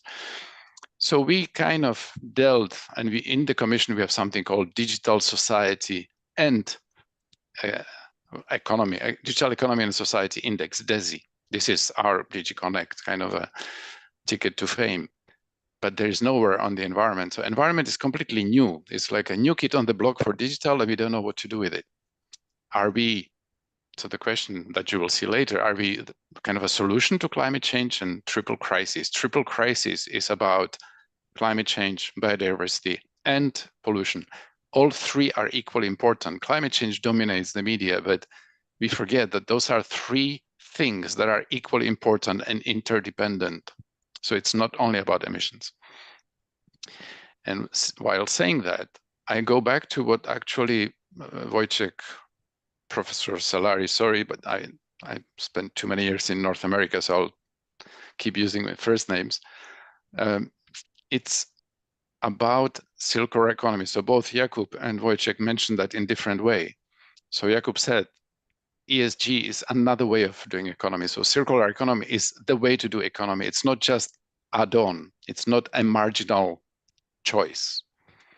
And why do I say that is that if you really want to do something about climate change, you have to look at the driver. If you want to do something about pollution, you have to look at the driver. What causes climate change? It's not that I have to just take the CO2 out of somehow and mitigate. What are the drivers? The driver is the non-circularity of our economy. That is the driver. We produce too many things, emissions. We ship too many things, emission. We waste too many things. We use too many things, emissions, emissions, emissions, pollution, pollution, pollution. Where do we get all the resources? Well, cutting forests, biodiversity loss, the marine life, everything. So the driver is the SDG 12, if you know what that means. And we need to look at the drivers, not to put, aspirins on the symptoms. And how do we get, so if I had to choose what digitalization could do as a silver bullet, suppose you were given a power and say, use digitalization for one thing. What do you think was the most powerful thing? I would say, make digitalization to work to make our economy circular. Make our economy circular means that you have to have all the SMEs and the companies have the data about their supply chain, what is happening with their products or with their services, so they can move to more sustainable business models. One example of, there are many, but the most clear example of sustainable business model is product as a service, everything as a service. Now, people will say, but that is more expensive, that is this, that is that. Actually, if we manage to make sustainable products as a service or circular models to be more profitable and leading to cheaper products in the lifetime. So more durable product maybe cost a little bit more in the beginning, but in its lifetime is cheaper than buying 3 things of the same time because they break, and then society has to deal with the waste. If we manage to make circular economy to produce more competitive price, quality, durability products, then we made a difference. So it cannot be that we just do it and we hope that people will pay for the premium. So how would digitalization help in this? And that is where we come in. What is actually economy? There's a lot of, it's information science when it comes to business models. It's about sharing and exploiting and valuing information. And that information is not being shared, is not being valued. So as Wojciech was saying, we don't know what SMEs are doing. We don't know even what their problem is with respect to their supply chain and their business model. There is a lot we can do. And digitalization with the tracking, tracing, and the new concept we just introduced. I was one of those few that introduced the concept of digital product passport, something like a medical record of our products, where they come from, what is the material, what is the footprint, what are hazardous materials, what is the repairability manual, what is the end-of-life handling, how will the recyclers do it, how can we refurbish, how can we repair, how can we reuse. All this has a lot to do with information that is lost along the supply chain. Now, this is a concept. I will not talk about it a lot. There you can Google it out. It's established by Ecodesign for Sustainable Product Regulation that was just adopted last month. Parliament, Council, everybody agreed. We will launch Digital Product Passport. The first category of products where we will most probably do it is clothes, textiles, and steel, because steel is heavy. So we will go into kind of a pre-products and product category. So, and we will go one product, several product categories per year to establish this information sheet, digital product passport, to enable transition to circular business models. Because this information will be not only good for authorities to check about the origins and the legal issues and the market surveillance issues with respect to product, it will be good for the consumers.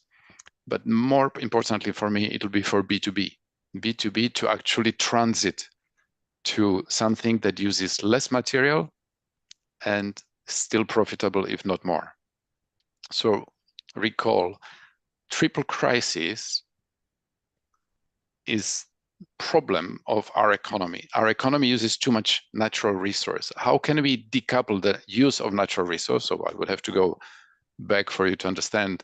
How do I decouple the natural resource use and still address the social needs of our population? Not the greed, the social needs to be still addressed, but with much less resource. That needs circular economy thinking, but that means that we have to offer competitive products to our consumers. Now, what our consumers say, and that is interesting for you to as well to see, when you take somebody that goes to a shopping center and you ask him, what is important for you before you go and buy? They will say price, quality, and sustainability. And then you follow them secretly and see what they do in the shopping center. They follow plus minus 10% the quality and the price. They don't follow at all the sustainability. Price and quality is the dominant factor in the decision of consumers. So we all want to be green, but when it comes to a decision making, the cheaper wins. So the only way out is that we actually have to find a way to make the sustainable products also best quality and cheap. And that maybe there are some hard choices. I mean, you cannot today decide and say, well, I will price carbon 200 euro and suddenly all the non-sustainable cheap things will be expensive. That will be a riot. We'll have a yellow jacket on the street the next day.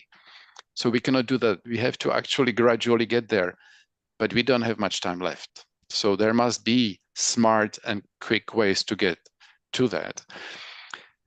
And the ultimate thing that is actually the major thrust of this discussion and your event is the skills and what is the role of universities. And I couldn't agree more with Wojciech what he said. It's not only about 5 years from 18 to 23 to study.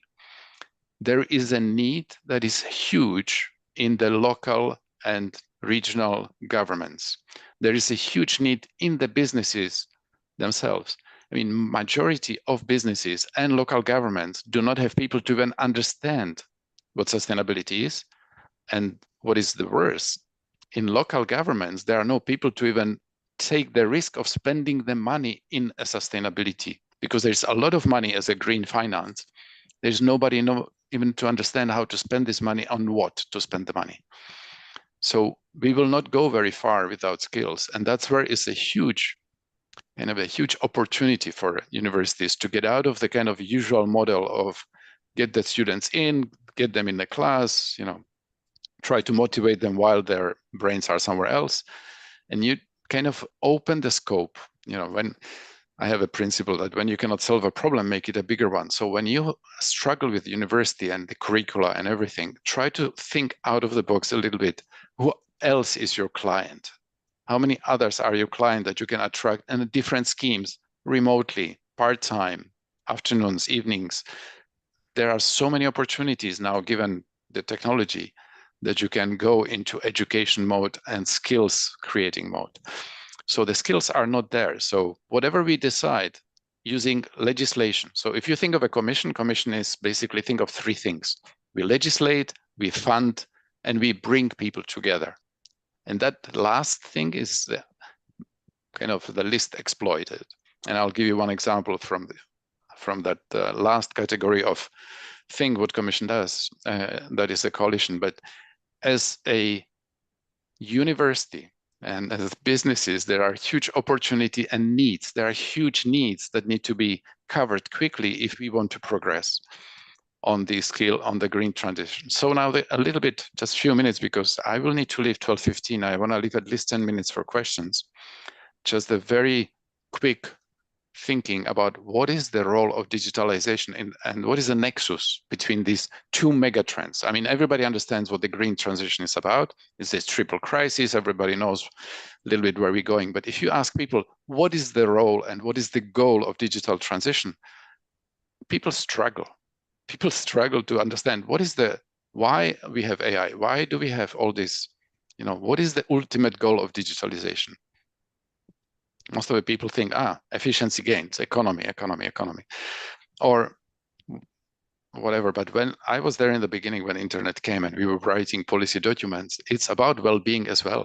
It's about our sustainability. I mean, they share the goal, but we forgot. We got all over the place. Why we got all over the place with digital? Because we forget how to govern it, how to guide, to give guardrails. And AI is another explosion where we just realize we forget to govern it and control it. So what Jakub was saying is about having the control on this mega trend. We have left it completely Wild West, and now we're trying to pick up the pieces. And we're running behind because it's owned by this digital transformation is one of maybe the first one that is owned by private sector. And we just run behind to try to do Digital Services Act, Digital Market Act, Data Act, AI Act, and Chips Act. So we put all as a DigiConnect, but we just run with measures, but I'm afraid it's kind of late. By the time we understand the digital market, they are already in the metaverse. So it's challenging. It's challenging, and the governance is something we missed. So we need to learn from that mistake. So when we're trying to do something with digitalization for environment, the biggest thing is to govern it properly, to give it a purpose. So at the moment, there are two religions. The religions of the pollutionist, digital is polluting, data centers take too much energy. The ICT has 8 to 9% of total electricity consumption. It's already 3% of the emissions. It's polluting like hell. The e-waste is the fastest growing category. So you have the religion of pollutionists. Then you have the religion of solutionists. So you say, well, actually, digital is the only thing that can happen, that the only way we can get to circular economy. It's the only way we can cut emissions from transport and energy production and from agriculture because of the precision farming. And you have the solutionists. But there is a gap, and that gap is that there's no evidence. There is no measure to say what it is exactly. And that is why, because I was in the origin of these two, making those two to be top priority, and because there are the conflicts that we are working on, and I will skip because I want to come to the discussion. And there is a potential of the synergy, but the problem with the potential is the following. Sorry about that. Everybody talks about the potential. We could save emissions. We may do that. The potential is this, but nobody says real number is this one. Nobody knows because there is no method to measure what is the net impact of digitalization. What does it exactly do? We don't know, we just speculate. So there are a lot of policy and good ideas about what it could be, but nobody knows what it is exactly, the impact of digitalization on environment. And that's why I created the so-called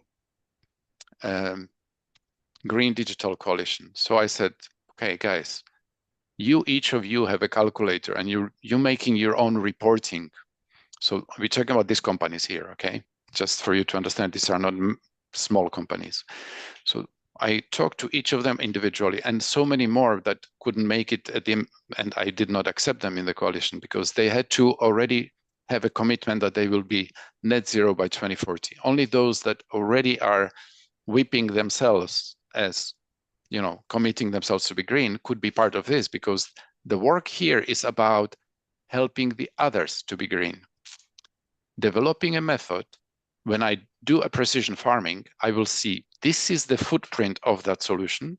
This is the enablement of the solution. You take a difference. If that difference is positive, I cut more emissions than I produce, than I'm responsible for because of the digital solution, then I can report it and I can get green finance for it. So I introduce also the link to the EU taxonomy. And I'm working with financial institutions to recognize only the digitalization that has a net positive effect, and then only to finance that, not to finance digitalization that has negative environmental or, for others to say, negative social impact. So this is what I wanted to say. There is a lot more. We created some kind of a commitment that member states have signed. Yes, I will use digital for this. So I have a name of your Polish minister that signed this. Say, yes, I will try to govern and put digitalization with purpose for sustainable development. So those commitments are there now. How many of them follow it? It's another story, okay? So I will stop here so we can actually go into Q&A and have opportunity to discuss with you. Yes. Thank you very much for this very inspiring and interesting presentation. As you mentioned, we have only 7 minutes for discussion. Right, So sorry. please, Yeah, I mean, 10 max, yeah. would like to start with some questions for our speaker. Jakub, of course. Hi, thank you for this. In my speech and then discussion, I said about ESG skepticism of Polish companies, SMEs, and about this ESG passivity of universities. And then I highlight this working together, science to business to administration, on the ESG supply from science to make this meaningful change. And my question to you, if we think about supply from science, creating it and maximizing potential of researchers in every European country, what can we do together at the HQ level? So what do you mean by HQ level? European Commission. Right, okay. So we have several instruments that we put in place, but I don't want to bore you with our complicated.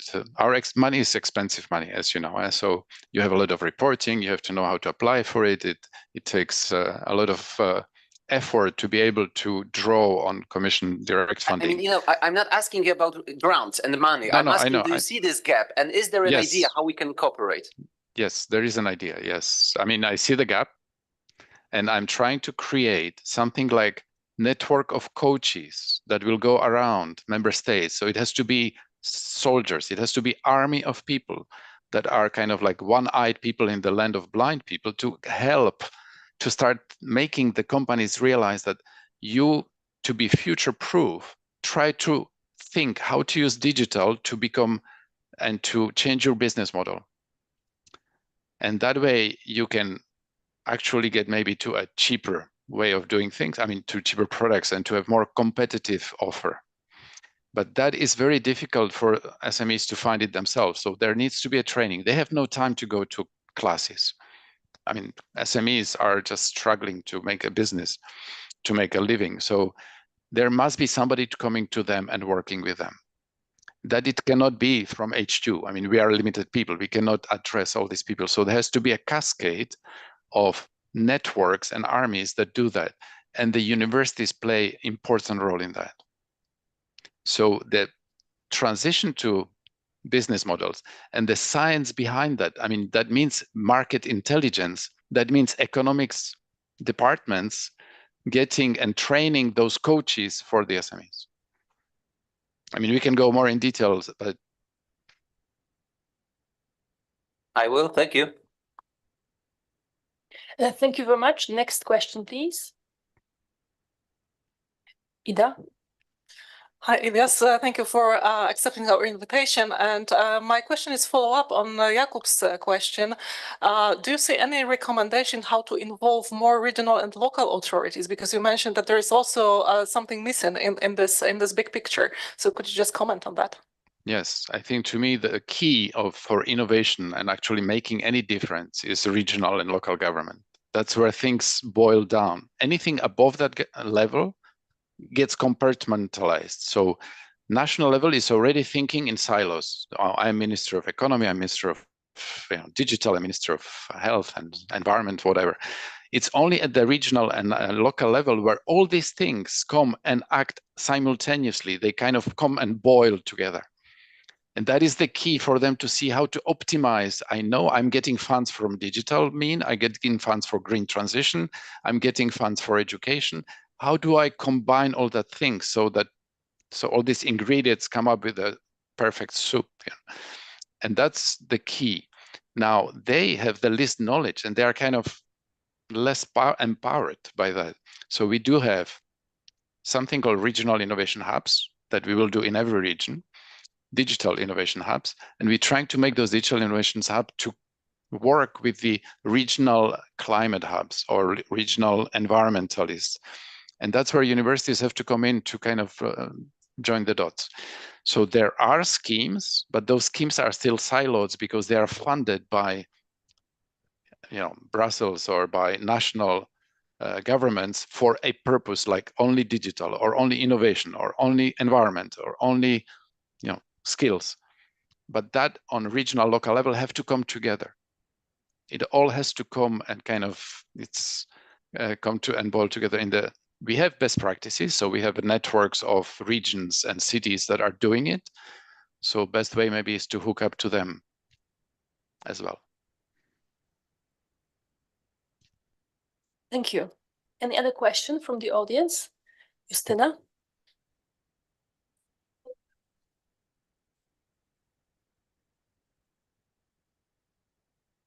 And now, okay. Yes, thank you very much. Regarding SMEs, they are many times operating in services, and there's a specific role of these companies because they are not closely connected with this digital passport, product passport concept. And there is also not so clear role in the circular economy because they are based on these SMEs which are working, producing products that could be more in this transition. But how could be this role supporting the whole concept of circular economy of these SMEs that operating in services? Thank you. Right. The services are important. I'll give you one example and you will understand. I'm talking to Decathlon. I don't know if you know what Decathlon is, a big store of sporting goods, okay? And they're moving and they say, okay, I'm in the business of selling skis and weightlifting and sporting goods, whatever. And they moved into product as a service. So they say, you pay a monthly fee, 20, 30 euro, and you can have X amount of, let's say 500 euro. I don't know exactly the numbers, but 500 euro of equipment anytime home. So you come for the winter, you take skis, for the summer, you take camping gear or biking, and you give it back. They just provide services on what you need to work with. You try weights for 6 months. The ecosystem around them has changed completely. You know what they need now? They don't want just big supply chain and warehousing of and shipping companies to deal with. They need ecosystem of companies, small companies that are in the refurbishment, repair, and manufacturing if needed.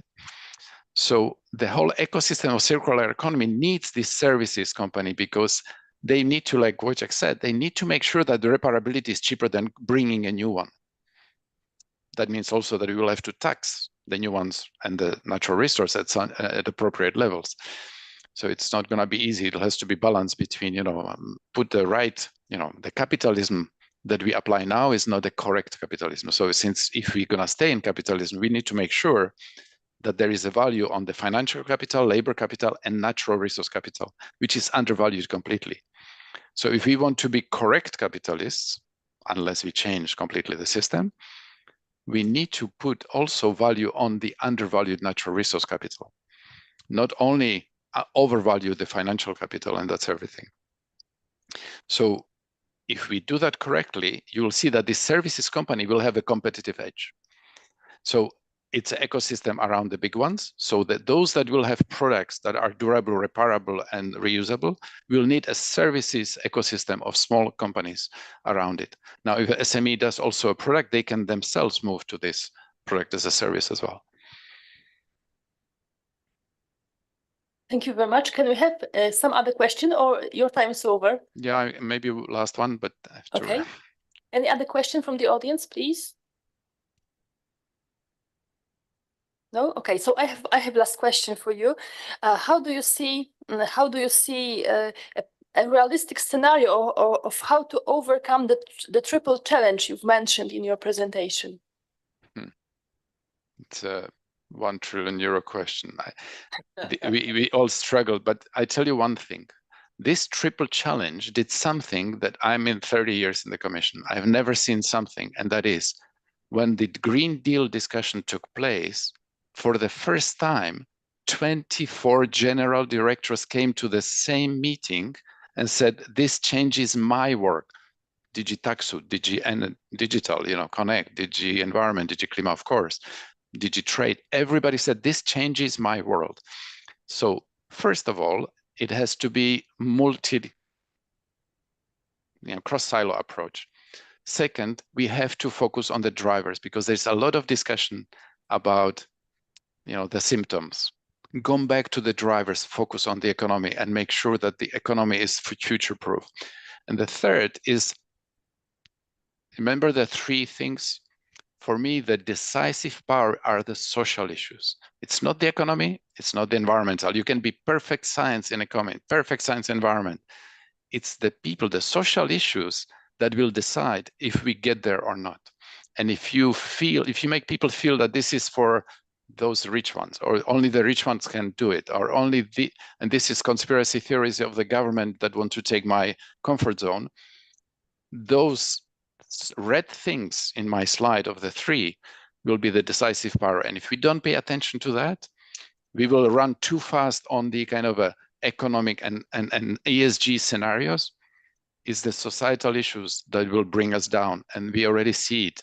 And we already see the backlash from all this fast train of digital and environmental laws that we produced in the last 2 years. We overwhelmed the society, and the society is reacting and say, why, stop, I can't take this, We need to make sure that the societal issues, and take people with us and make them understand and explain. That takes time, because it's human issues, it's not scientific and technical issues. I think that is maybe the thing to focus now the most, again, back to social issues, to make sure that whatever narrative we have, and that's what Jakub was saying, narratives shape leaders, leaders shape change, and change then needs to be scaled. So that narrative we use is not understood by people. It's too technocratic, it's too techno-optimistic. Sorry, I have to go. Thank you very much. We can applaud, of course. Well, all the best to your event. Thanks again for the invitation, and we'll be in touch. Thank you very much. Bye. Bye. Thank you very much for your inspiring presentation and discussion that followed. Thank you. And now we are going to continue our session, because our session is also has also another speaker. Now I have the privilege to introduce Professor Małgorzata Dziembała from the University of Economics in Katowice, who is the head of the Department of International Economic Relations. Her research focuses on European economic integration, European Union, regional policy and competitiveness of regions, international cooperation of regions, including cross-border cooperation and innovation policy. She is also the member of the Academic Sounding Board of Cohesion for Transition, Community of Practice since 2023. And the Academic Sounding Board is a scientific forum that provides advice on sustainability transitions to the C4T community of practice. And the title of the presentation of Professor Dziembała is Sustainability Transitions from the Perspective of the EU Cohesion Policy and Regions. Professor Dziembała, the floor is yours. Thank you very much for your kind invitation. Can you see my screen? Can you see the presentation? Yes. Okay, so thank you once again very much for your kind invitation and for the invitation to this interesting seminar. And I think that my presentation complement the presentation that were just given before, because I will focus on transitions, I mean sustainable transitions, from the theoretical perspective and from the perspective of the European cohesion policy and their regions. And what is the aim of my presentation is just to discuss the concept of sustainable transitions and to discuss the perspective of the implementation in the European Union. And I will try to make the full screen, because I can realize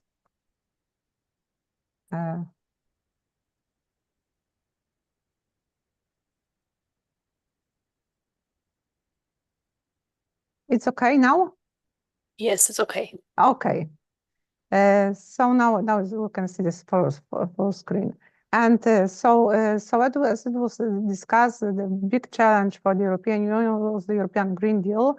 And it is the European Union's growth strategy, which set the very ambitious targets. And of course, so during the discussion on the targets on the European Green Deal, there was a big discussion on the changes that the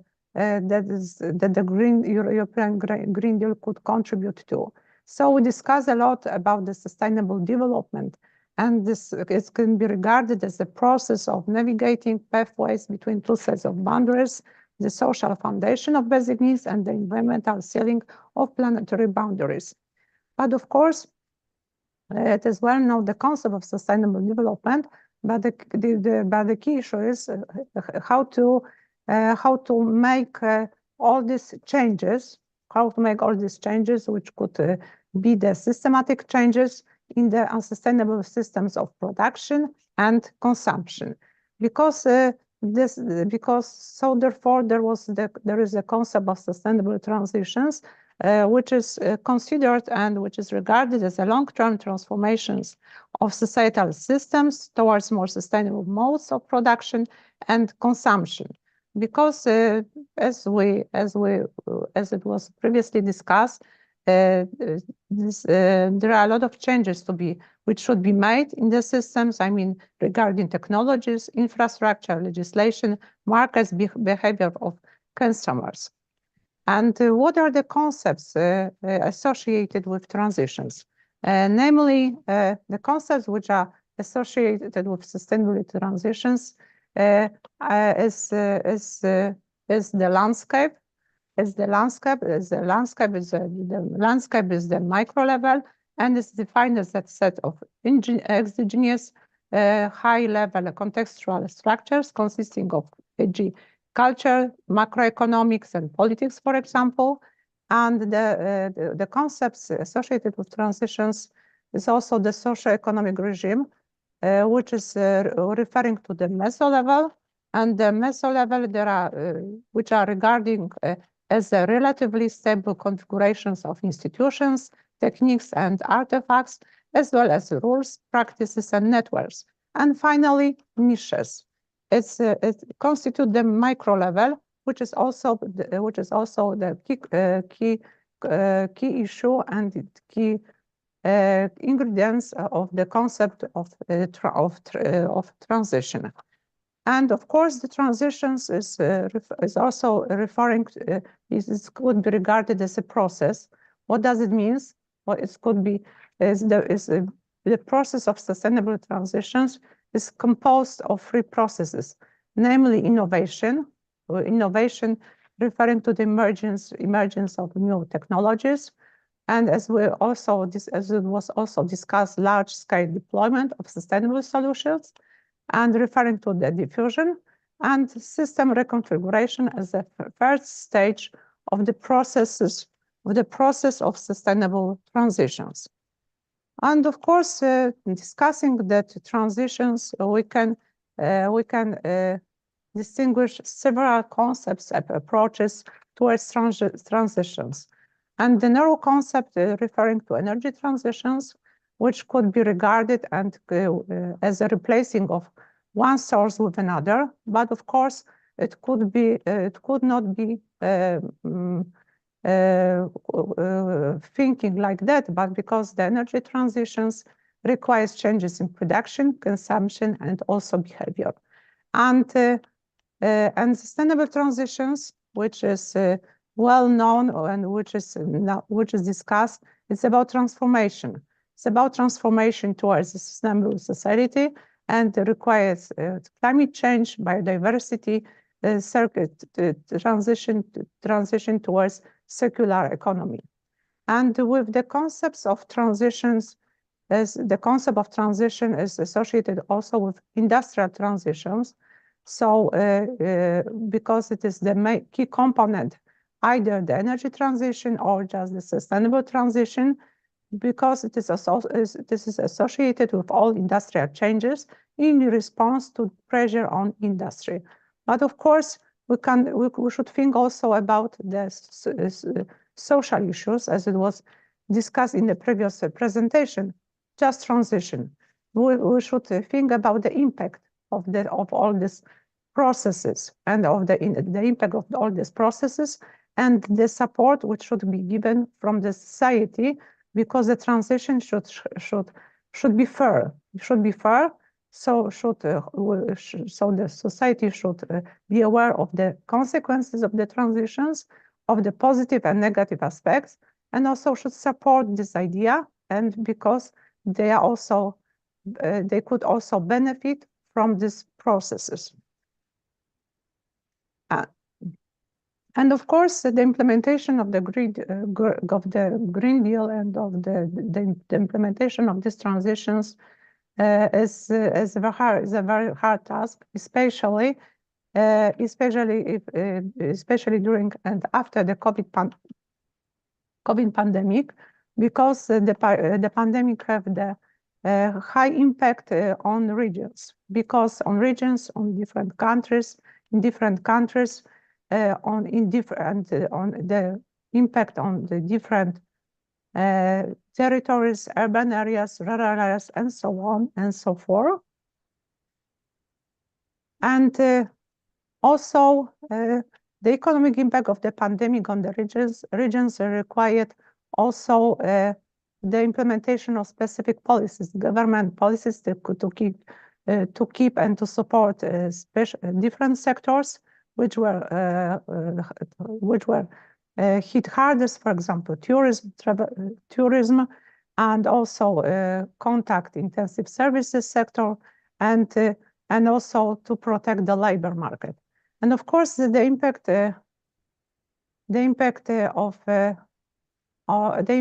a crisis on the regions was diversified, and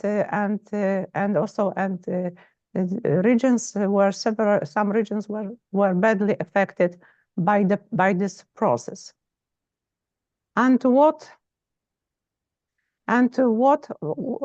does it mean? So it means also that this is a challenge for the policy to cope with all this pressure, cope with the consequences of that, not only to cope with the consequences of the crisis, but also to cope with the implementation of the Green Deal, and to cope with the implementation of the sustainable transitions. And of course, as it was previously stated, many different actors, many different politicians, and many different politics should be involved in this process, because it requires changes in social networks, for example, in some control policies, and also it requires some changes in law and in changes in the market, for example. So therefore, the policy mix should be elaborated. First of all, some policy instruments supporting innovation, some environmental and sectoral policy instruments should be involved and elaborated to support scale-up of new technologies and solutions, and policy instruments for just transition. It means the labor market policy, social policy, education policy, and finally, what is also underlined, that communication instruments are also important, just to communicate and simply to increase support for the transition, to increase the support for the transition from the society. And so there is a big challenge for the cohesion policy. For the cohesion policy to implement and to support this the sustainable transitions, and to support that process, the policies, actors that could contribute to the sustainability transitions. And one of the policy objectives of the cohesion policy is Greener Europe. I mean, refocusing on transitioning towards a net zero carbon economy, climate change, mitigation, adaptation, risk prevention, sustainable urban mobility. And so this is a challenge for this policy as well, and for the measures which are implemented within this policy objective. And apart from them, there are another policy objectives of this cohesion policy, focusing on smarter Europe, connected Europe, social Europe, and Europe closer to citizens. If we have a look at the budget by the fund, this is composed of major funds, mainly Cohesion Fund and European Regional Development Fund, which should support the transition and the Greener Europe. And if we have a look by countries, so Poland is the major beneficiary and could contribute a lot towards the policy objective and to the achievement of the policy objective number 2, judging by the funds which are allocated from the European Regional Development Fund and the Cohesion Fund. And also, if we have a look at the allocation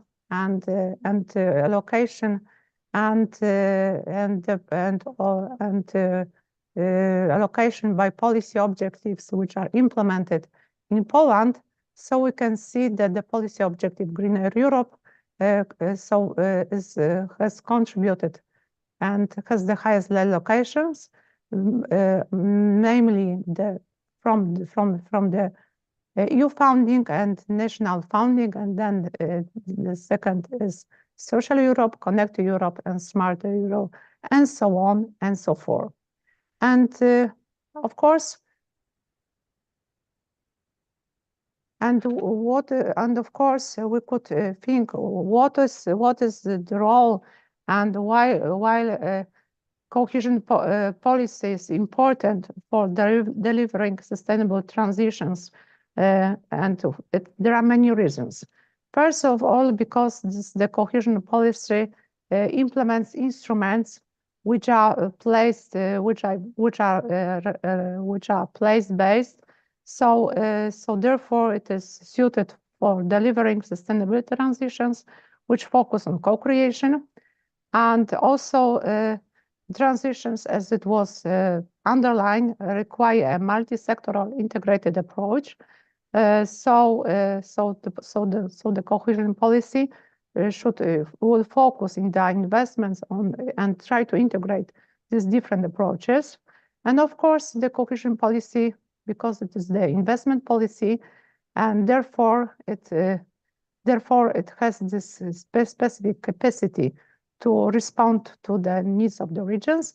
And finally, the partnership approach. The partnership approach is required for the co-creation and for the sustainable transitions, and it's also I would like to underline. And at the end of the presentation, I would like to show you, because my previous speaker underlined the need to involve the community, in support of these transitions, or in support of digital transformation. And therefore, it was created also the initiative by the European Commission, C4 Transition Committee of Practice. It is like a forum of local and regional authorities, which is collected of different actors, and the aim of which is to meet twice a year to share their knowledge, to share their vision, how to implement the sustainable transitions within the policy objective number 2. So it seems the sustainable transitions are very demanding objective, is a very important issue, and the cohesion policy could effectively contribute to the sustainable transitions, especially on the regional and local level. But of course, the question is how to elaborate, how to elaborate, and what kind of policy instruments could be implemented in order to achieve the effects and in order to achieve the sustainable transitions. So thank you. Thank you very much for your contribution to the seminar. I think we can applaud you now for your presentation.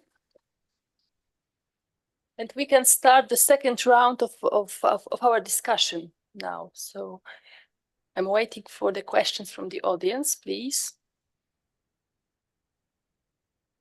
Ida?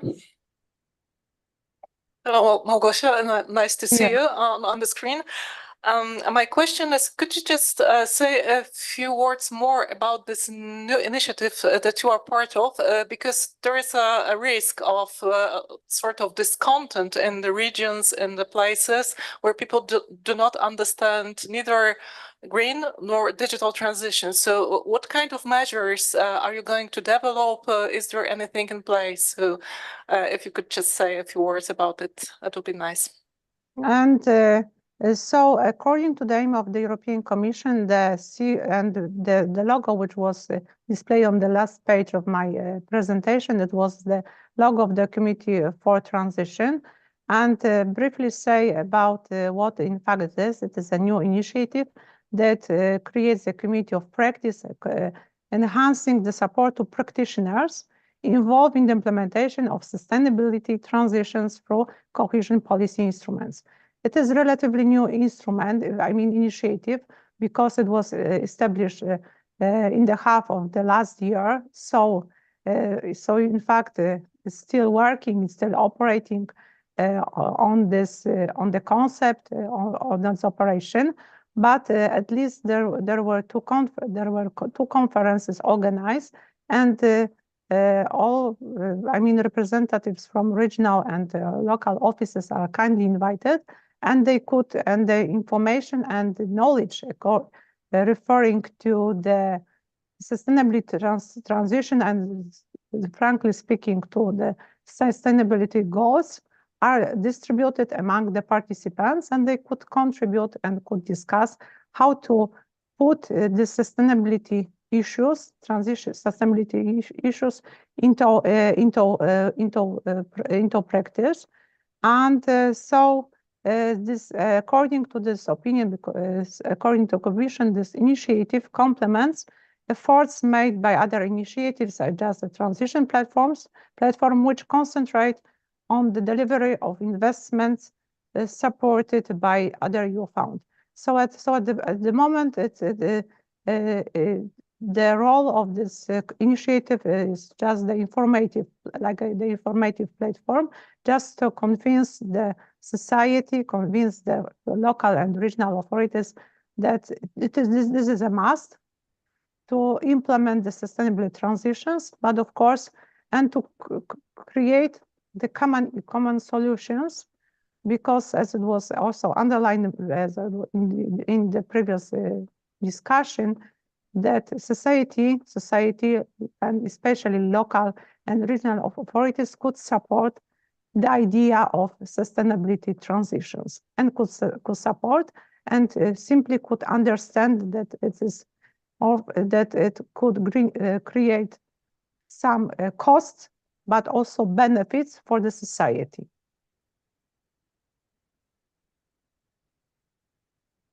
Thank you. And Any other? Yes. and I would like also to add that, of course, the conferences are organized at least twice a year, and so there, I think that during this year, I mean, there will be organized the conferences, like the conference. It could be like a forum, and it could be available online and on site. So you could join this conference and could just express your opinion and could share your knowledge concerning the sustainable transitions in your home country and your home region. Okay, thank you for this invitation. Yeah. I have another question for you, referring to the presentation we've just seen. For which Polish regions this sustainability transition is the biggest challenge? And so I think that just the biggest challenge with sustainable transitions is, I mean, it's just the challenge for all regions, but especially for those regions which are undergoing the restructurization, especially my region, because Silesia and the other regions was granted and was granted some financial resources under the Just Transition Fund in order to change to modernize our economy. I mean, change the structure of our economy, because we are mostly dependent on coal mining sector, and because all this the Green Deal, not only the Green Deal, but all the changes required also changes in our economy. So there is a big challenge for our industry, and also from the economic perspective and from the social perspective. So the challenge is how to conduct all these changes, how to conduct this transition, because of course there will be, as I mentioned, there will be some positive and negative aspects, especially the social aspects. Could be some negative issues which could be taken into consideration, and special plan was elaborate to mitigate, to reduce the negative social impacts of this transition. And so we refer, for example, to regions like Silesia, Małopolskie, Wielkopolskie, Lower Silesia, and Łódzkie. So those regions which underwent the restructurization, they could undergo the restructurization. Thank you. Thank you very much. Any other question from the audience? Justyna? Thank you very much, Professor. One question: did you observe some kind of spatial dependence? I mean, the spillover effects between the regions towards introducing these measures of transition policy. It could be between counties, not necessarily regions like we mean Mazowsze, Mazowieckie, or Dolny Śląsk, but in a lower level. Is there some kind of good practices where neighboring regions or spatial territories are similar in introducing these changes or green policy? Thank you. I'm frankly speaking, I don't know. I do not have such experience, but I think that is for sure for sure, good experience should be taken into account, and especially not only experience taken and from the Polish regions, but also from the other Western regions could be implemented. But I'm not sure. I do not have experience and knowledge about that.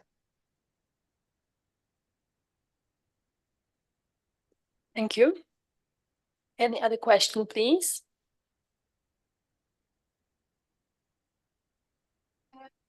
Hello, my name is Emilia Bliga-Myswyk and I'm a student. I study international relationships in economy.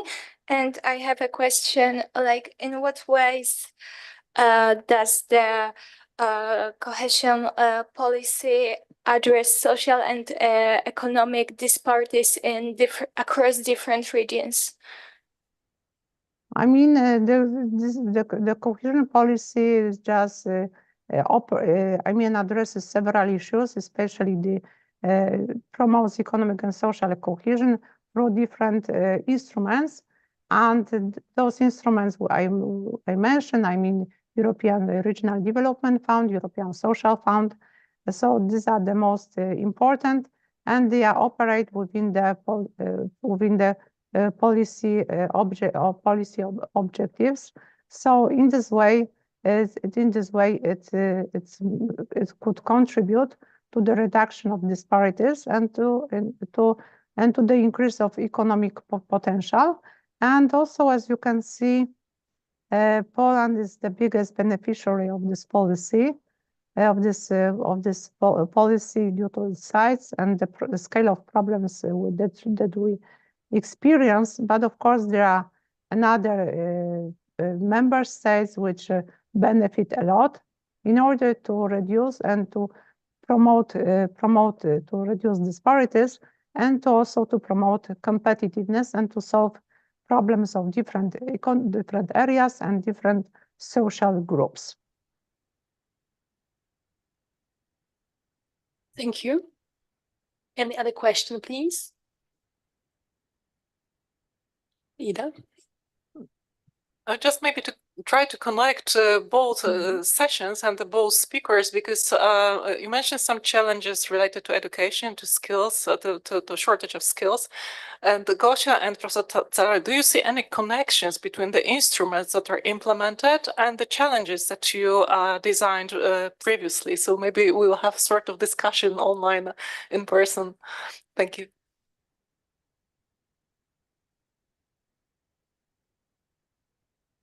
Who would like to start answering this question?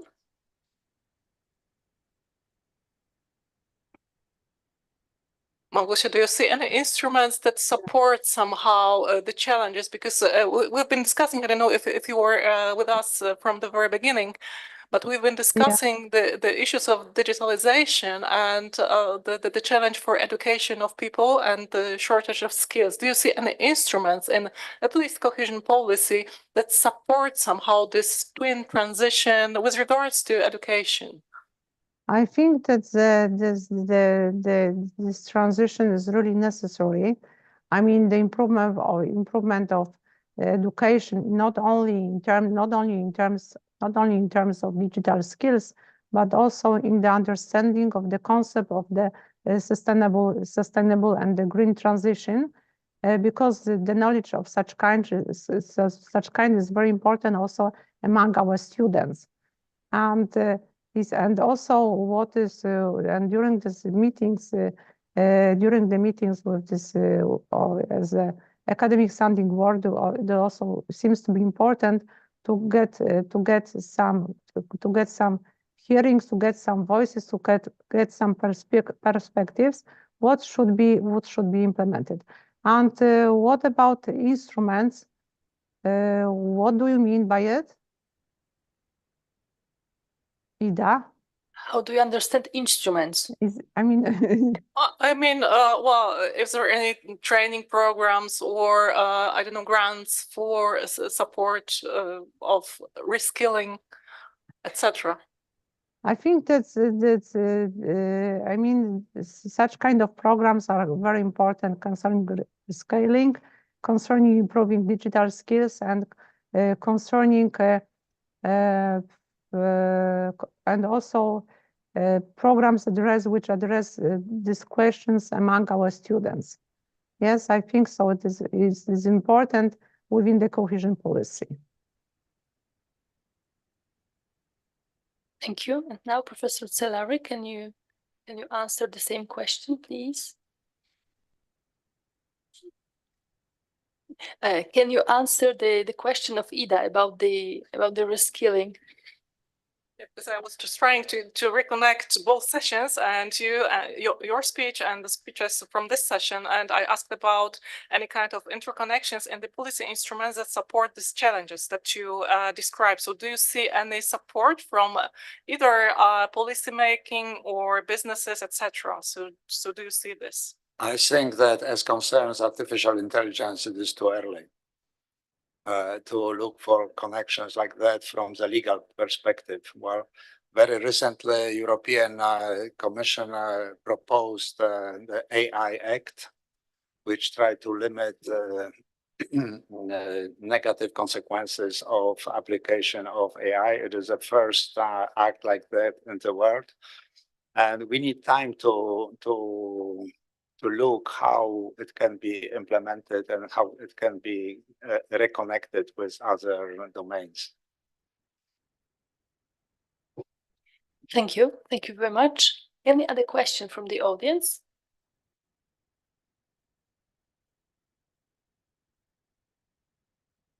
No?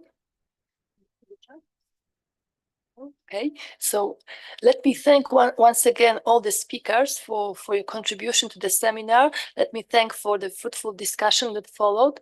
I am very happy to be part of this seminar today, and now I'm going to give the floor to Ida to provide us with some closing remarks to this seminar.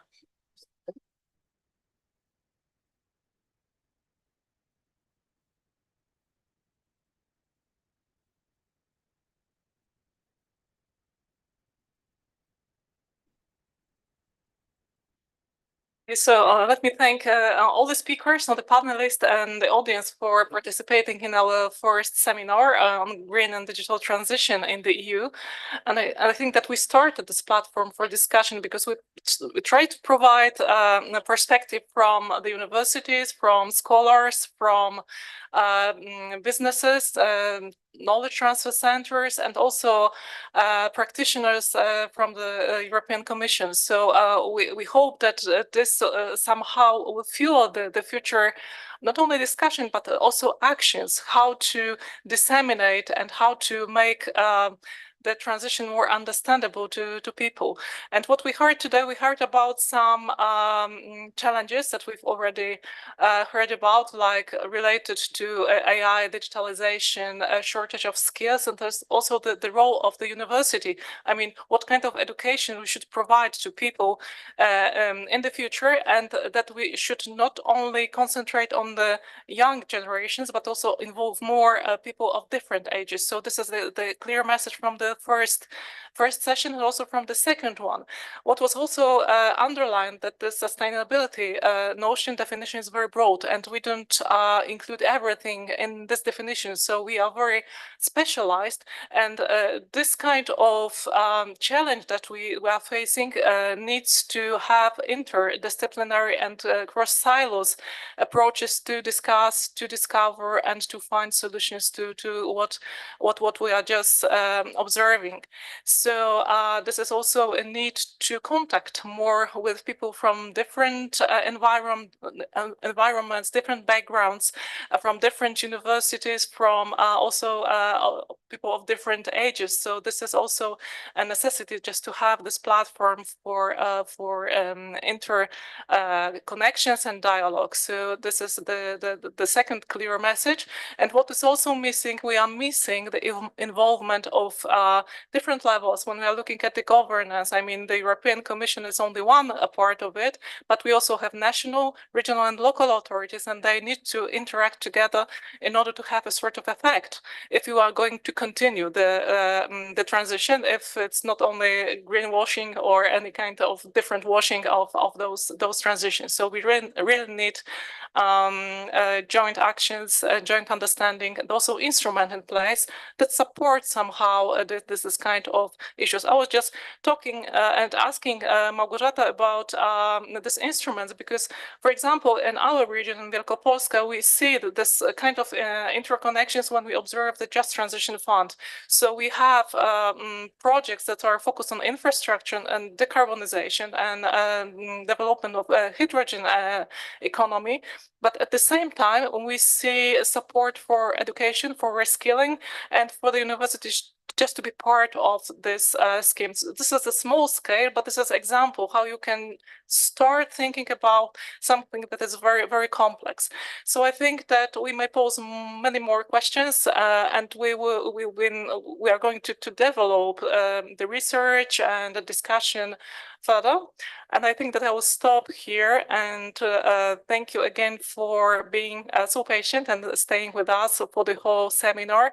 And at the very end, I'd like to thank you to all the team that is a part of Jean Monnet Center of Excellence, both moderators, Krzysztof, Dorota, thank you for this, and also the members of the Department of European Studies who are with us either in person or online and just trying to have an eye on today even. So we will open the website of the project and also social media soon. So we will invite you to follow the further events or try to disseminate the information on the future activities. And yeah, we would like to invite you to stay in touch with us, and thank you for today's meeting. Goodbye.